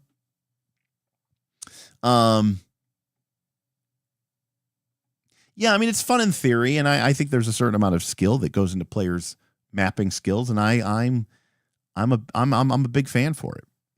I've told this story before, but when I was playing a dungeon designed by Monty Cook, there was a dungeon that to the players appeared to be, you know, just a regular dungeon on a regular piece of paper. But in reality, the dungeon was on a cube. And so while they appeared to be operating in flat space, the fact is they could go here, start here, come down over there, go down the back side of the cube, come back around and end up where they started. But it wasn't circular, it was cubic.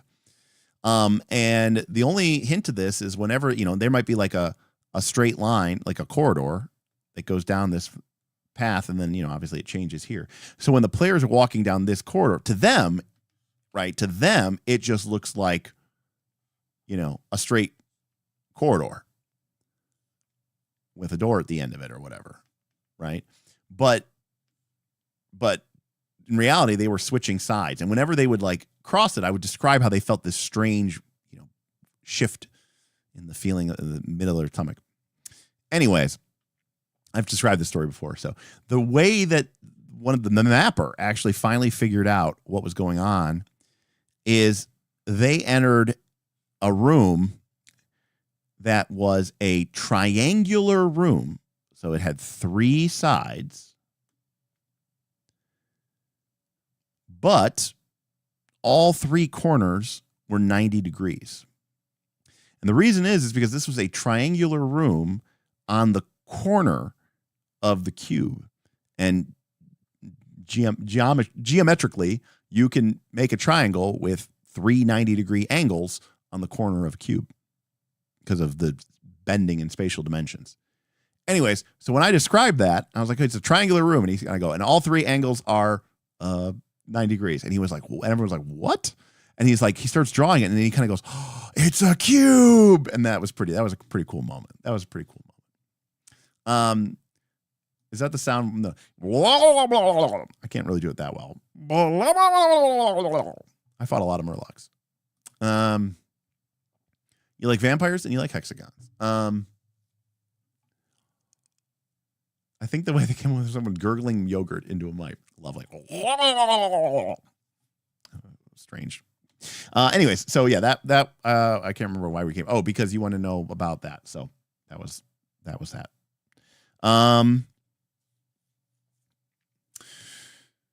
Yeah, so good stuff. You know, I don't know. I mean, I don't know. I have no idea if this is like a project that is going to go anywhere, but I certainly enjoy the process and going through you.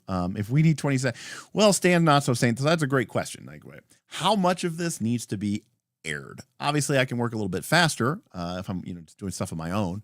And how much of this needs to be shared with the group? Now, part of this probably would be, you know, tied with my patrons.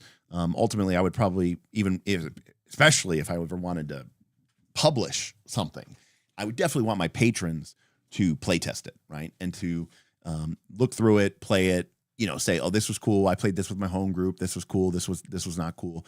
You know, not every patron is going to follow along with these, you know, type of things. But yeah. Yeah. So some of it is like how much of this needs to be aired versus just done at home. You know, I don't know. But yeah, it's a bit like spoilers for commercial product. Exactly. But also too, it's a slow process. I'm reading chat and I'm you know, but also you guys give me great ideas, and that's kind of cool. And it's kind of more of a community project in that way. And I respect that. I mean, I love working with groups. Sitting alone, just coming up with stuff is not my style. That's why I play It's why I play role-playing games and don't write novels. Number one, because I'm a terrible writer, but number two, because I enjoy the collaboration process far more than I enjoy the creative process, if that makes any sense. So after factions, what would be your next step? My next step would be outlining the, kind of probably at the same time, Shadram, I would be creating factions, important magical items, and the sort of the history, right? The eras of the dungeon, and sort of building that up as we sort of figure out what this place is and why is it here.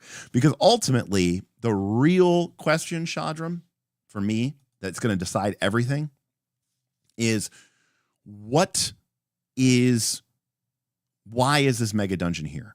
Now, some of the upper levels might be there because people were drawn here for some secondary reason and they never even really learned what was at the bottom. But fundamentally, I like the idea of there being something powerful, ancient, evil, that is sort of at the bottom of the dungeon, right? That's why the original dungeon was created and built there. So, like, I'll give you an example. I don't know how much I can like steal from Kelsey, but this is something that popped into my mind. I was flipping through the book this week because I don't work.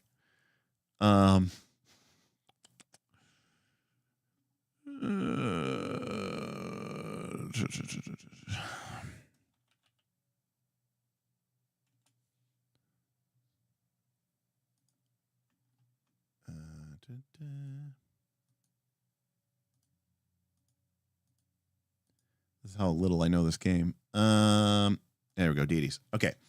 So in the game, they have the four lords, which are like the lawful and neutral gods, right? Saint Tarragon's, Jed, Madeira, and Ord. And then there are the dark trio, Memnon, Ramlot, and Shun. And then they have the lost. 2 of the 9 are lost to the ages. Their names expunged from history and memory, yet their whispered legend lives on in ancient texts and forgotten places. It's a cool forgotten place? The Shadowdeep.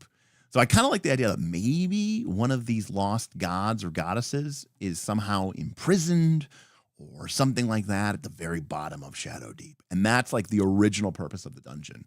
It was to like lock this god away. Could be a god of good, could be a god of evil. I don't know. We don't know. Maybe it's a god of neutrality. Maybe it's a god of of magic or something like that. I don't know.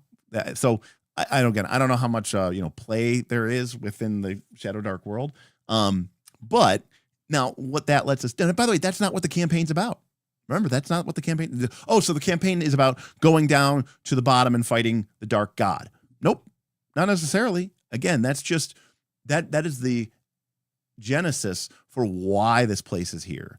Everything else the players could do is just as valid, even if it never they might not even ever learn the true secret of the bottom of the dungeon. And that's something you have to take with you and believe in your heart of hearts to really make this work. Because the whole point is it's about the players exploring. And if they are interested and if they want to earn that knowledge, then they have to go out and earn it. They have to play. They have to go, Right. Like the Rapana Thuk. It's where Orcus lives, but literally nobody has ever got that far. It's same basic idea. But this particular thing just jumped out to me because it was, here. There you go. The most successful mega dungeon I ever ran was Abandoned Dwarven Kingdom, Moria, that delved too deep, Moria, into the Underdark, basically Moria, and then it was Loth instead of a Balrog that was locked away in the depths, and her cult was raising her. Yeah, that's awesome. Now, of course, by the way, this gives us some very potent things. If it's good or evil or neutral or something different, when we get down, like the factions at the bottom of the dungeon have very different goals than the factions at the top of the dungeons, right? But this also allows us or enables me to do something that I really, really love to do. And the map I used for it was Moria. One of the things I love to do in my dungeons is tie the players abilities to the dungeon itself. So what do I mean by that? What I mean is, it's like a way, someone was asking, like, what if they take the blessing of the Pale Court or something like that? Well, it's kind of the same idea. It's this idea that, like, let's say that there's an imprisoned god at the bottom of the dungeon. I don't know if you can hear my dogs are barking. Let's say that let's just say a dark god for purposes, right? There's a dark god imprisoned at the bottom of the dungeon. As the players go through the dungeon, that dark god's influence can be felt at numerous places throughout the dungeon. And the players may have the opportunity to interact with Zeus. All right. Yeah, bork, bork, bork, indeed. Well, part of the bork, bork, bork, bork, bork is because I'm still fostering 2 dogs. We had a puppy who used to be like 3 or 4 months old and was like, 25 pounds. And now she's like 5 months old and she's like 50 pounds. She's a big girl. She's getting big. And then we also have like a 90 pound or 85 pound pit bull who's like a year and a half, maybe 2 years. Who knows? We fostered them and it was supposed to be a short temporary thing. And then now we're here.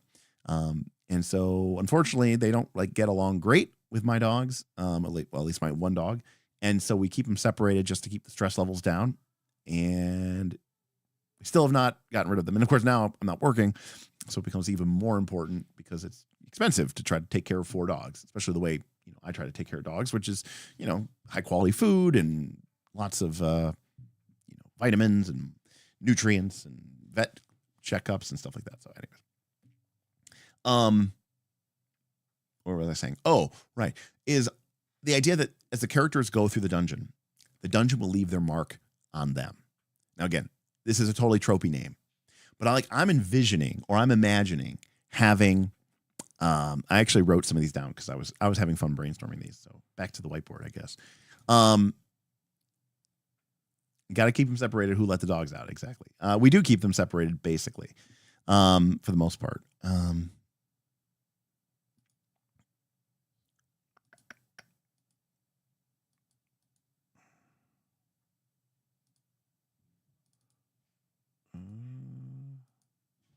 Did I close it?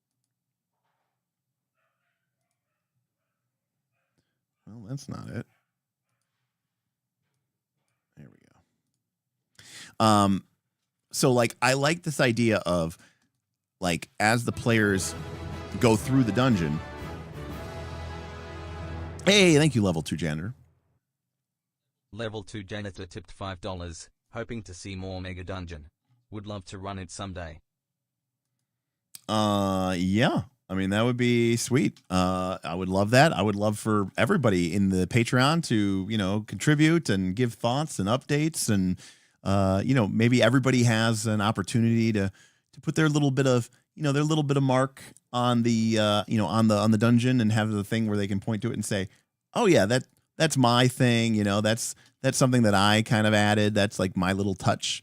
I think that would be really, really cool. And I would be really, really about that. But it, hey, well, you know what? That's awesome. I appreciate that. Speaking of that, I'm probably going to try to set up a thing here where to let me stream on Twitch, like simultaneously. So it's kind of like called like simulcasting. It used to be kind of done like hush hush under the radar because like the terms of service didn't really let you do it. But apparently now it's like pretty much okay to do. And they have a Twitch account. And then I'm going to do that. Number one, to maybe try to expose myself to like a new audience that may not see me, but also because I'm planning on now, especially now. I mean, before I was like, I don't know how I could ever do this. I have no time for it.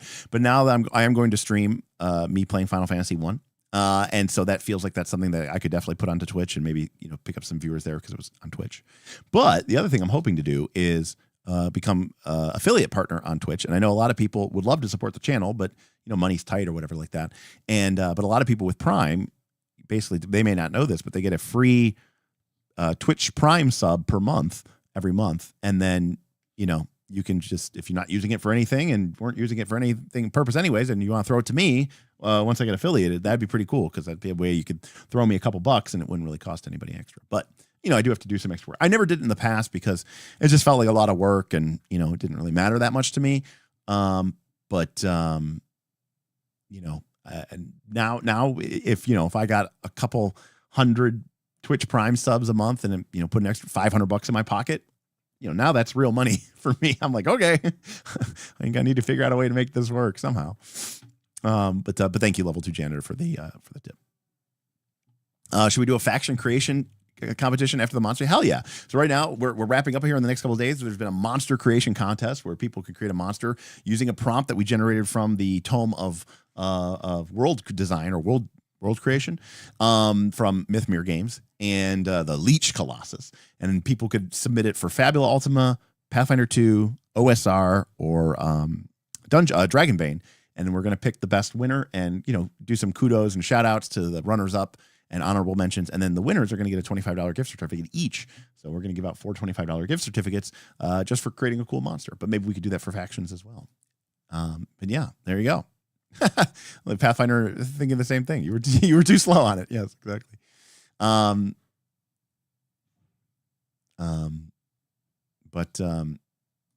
Yeah, by the way, if you're like, Derek, you're being greedy. No, this wasn't even my idea. This was literally my patrons' idea who were like yelling at me like, dude, I have Amazon Prime. I get a Twitch Prime sub every month. I'm not giving it to anyone. I would give it to you. Just don't be such a lazy ass. And I'm like, okay. Now I could use it. So I'll do it. Anyways, what I was trying to say is that the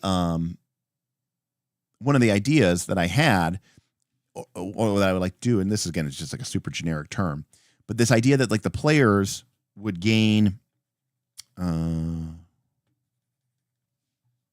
working. I guess that's not working.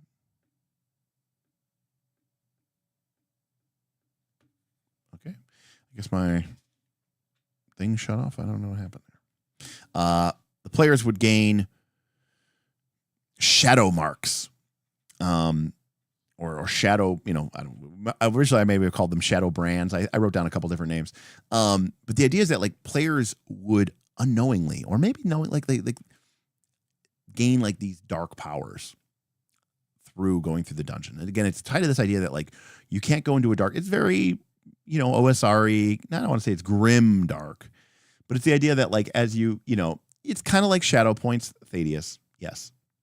But it's more along the idea that like you gain them not necessarily through like exposure to, horrifying events, but like you find a place and like you may not 100% know for the beginning part of the dungeon what this power is that is at the bottom of the dungeon. It's very similar to Wheel of Time and the idea of the true power, right? Hidden behind the boar. Hold on a sec.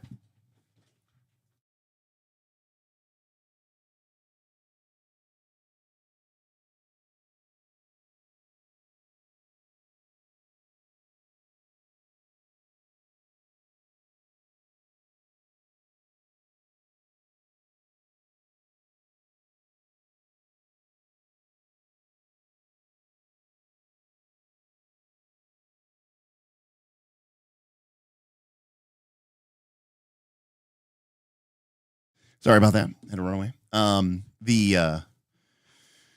There was a dog that was making a run for it. One of the fosters. But yeah, so it's not necessarily like shadow points. It's like that you gain, shadow marked. That you gain like these powers, and you may not necessarily know why you're gaining them or like what's powering them. But you're also like playing a D&D game, so you're like, I don't know, that sounds like a pretty cool power. I kind of want that, and it doesn't necessarily make you evil. I want to be very clear about this. I don't want to make you like evil. What I want is 2 things. 1, to tie you to the dungeon. So one of the ideas I have is that like maybe these powers don't really work when you're away from the dungeon. So it kind of like naturally kind of makes you want to keep playing in the dungeon because you get all these cool powers in the dungeon. But also it kind of creates a situation where it's like kind of like Lord of the Rings. By destroying the 1 ring, the elves will also have destroyed the power of the 3. And the 3 is what allowed them to keep their realms preserved, which is what allowed them to kind of hold back the flow of time and prevent them from, experiencing the sea longing and the weariness that comes with immortality.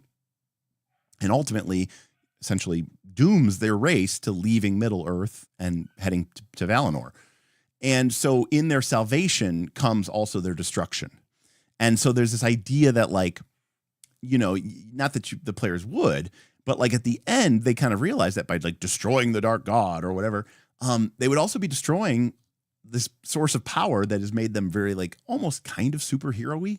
But what's nice for me from a very meta, very like, it's not even a meta point, but it's like, it kind of resets the clock, because that way when the campaign ends, if you did go all the way to the end, like, the characters are still very strong, but they lose a lot of their strength. And even the campaign's over, it doesn't matter anymore. It's like, it's sort of like, makes you back to sort of like square one. And now you don't have to like worry about like, well, what effect would this have on my campaign world that I have these like living demigods who are now just striving around? You're like, well, no, the end of the campaign kind of resets things to kind of the way that they were before. So I kind of like that a little bit as well. And I also just like the idea that the players become a part of this dungeon, and the dungeon becomes a part of them. And their power and strength, they're drawing their power and their strength from the dungeon, just like all these other powerful factions have for centuries beforehand, right? So I think that's for me, that's pretty cool. I like that. All right. Well, good stream, everybody. Thank you so much. We did really, really great. Yeah. Very Wheel of Time, yes. The Shell Father is trapped with 8 seals of defaceted netherite. Each seal you break gives you power, but makes him stronger. Something like that. I like that idea. Like this, like especially if, again, I love player agency. Like, the players may very quickly realize that, like, every time they unlock one of these powers, they're like literally powering up the end boss. And they might go, we don't care. We're never going to fight the end boss anyways. Cool. Awesome. Unlock his seals. The devil may care. On the other hand, the players might be like, yeah, this is totally worth it. And then the third thing is, and this is really important, if the players unlock everything and then they go fight the final boss and he's really, really powerful because they unlocked all the seals, they go, well, I guess this was our fault. Like, we're the ones who kind of released him so that we could be super powerful and badasses. But, oops, oh well. Yeah, okay, cool. Well, more interesting choices. What's your idea of an interesting choice, Booth B? I'm curious. Like, I just leveled to 6. Do I take the feat that lets me spend 2 actions to attack twice, or do I spend the feat that lets me take 2 actions to move 3 times? Ooh, choices.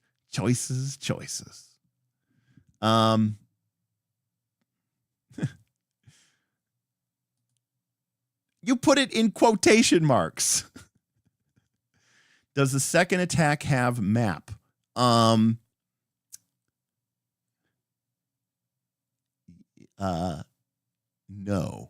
Right? Isn't that right?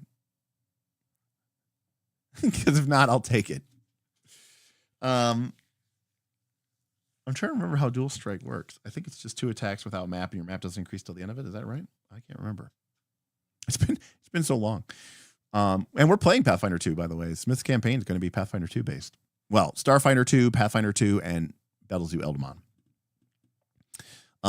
Yeah, big fan of diegetic progression for sure. And Shadowdark doesn't really have, when you level up, you get a random ability anyway, so it's kind of crazy. What I'm saying is I do find that to be very unsatisfying. But what makes it more fun is when you can get powers and abilities and magical items from the game itself. And that's really cool. And especially when it's tied to the accomplishments and decisions and choices that you made. Don't unplug my phone or my modem, buddy. Come here. What's going on?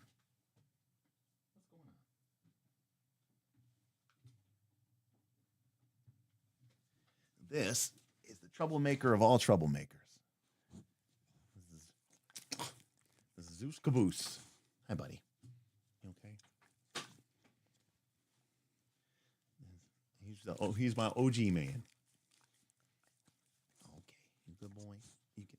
feisty. What, you coming up too, Mama? This is the maple. This is the maple, Mama. Hi, baby. Hello. I know. You good. What do you guys want? They're like, get off of the freaking thing, Dad. So you can, like, feed us treats and take us out. It's raining. Yes, all on one stream. I don't think they've ever both been on one stream. I put them down, they immediately start fighting. They're like, ah.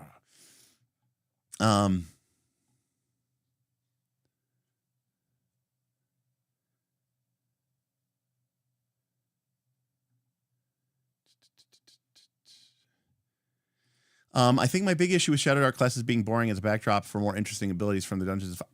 Level 2 Janner, I am in 1000% agreement with you.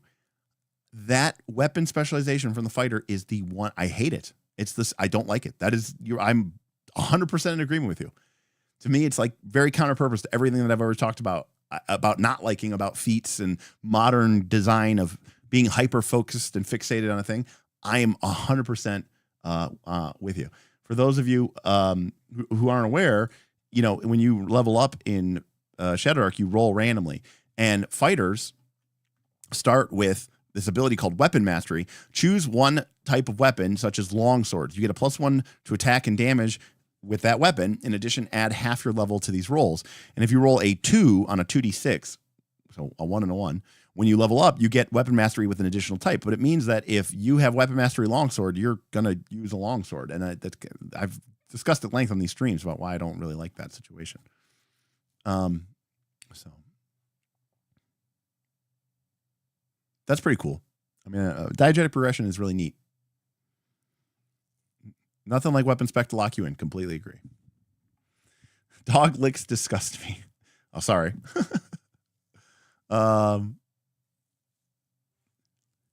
Well, I mean, that's just how they give kisses. I mean, my dogs don't eat shit. Maybe maybe only dogs you know who eat shit. Yeah, he cleaned that stuff. Well, that's okay, hides his eyes, because you know the fighter doesn't necessarily need to be you know, I mean, what I would probably do is just make it that the fighter just gets +1 to hit with all weapons. I mean, and like it's his level mode, and I don't care. Like, that's, you should be able to pick up any weapon and just be a badass with it. You're like, well, yeah, but what happens when you roll a 2? I don't know. It gets better. I mean, it's such a rare occurrence. You should feel like a badass if you roll a double 1. That's how I would probably house rule that and change that, if playing it in that respect. All right, everybody. We're gonna be back Sunday. We are gonna have John on, and we're gonna be talking about Fate. John's been on before. We did a Fate stream earlier. Check that out if you haven't seen it. But he's gonna be back on, and we're gonna talk more about Fate. So very much the opposite of everything that we're doing here. So, that's a nice last call for you. Whiplash from how fast we jump around. But yeah, so that'll be Sunday. I got to talk to John to make sure we figure out exactly on the time. He's on the West Coast, so I imagine it'll probably be around 6 o'clock, 7 o'clock Eastern. So, but we'll see. I'll make sure I get a time from him, but keep an eye out for that. And of course, if you're a member of the Patreon, happy to talk about Project Shadowdeep with you and ideas around this idea, and maybe things that we could do with the community. And of course, Northern Reaches Season 3 next week. There's going to be a live stream. We're going to have a video kind of hyping it up.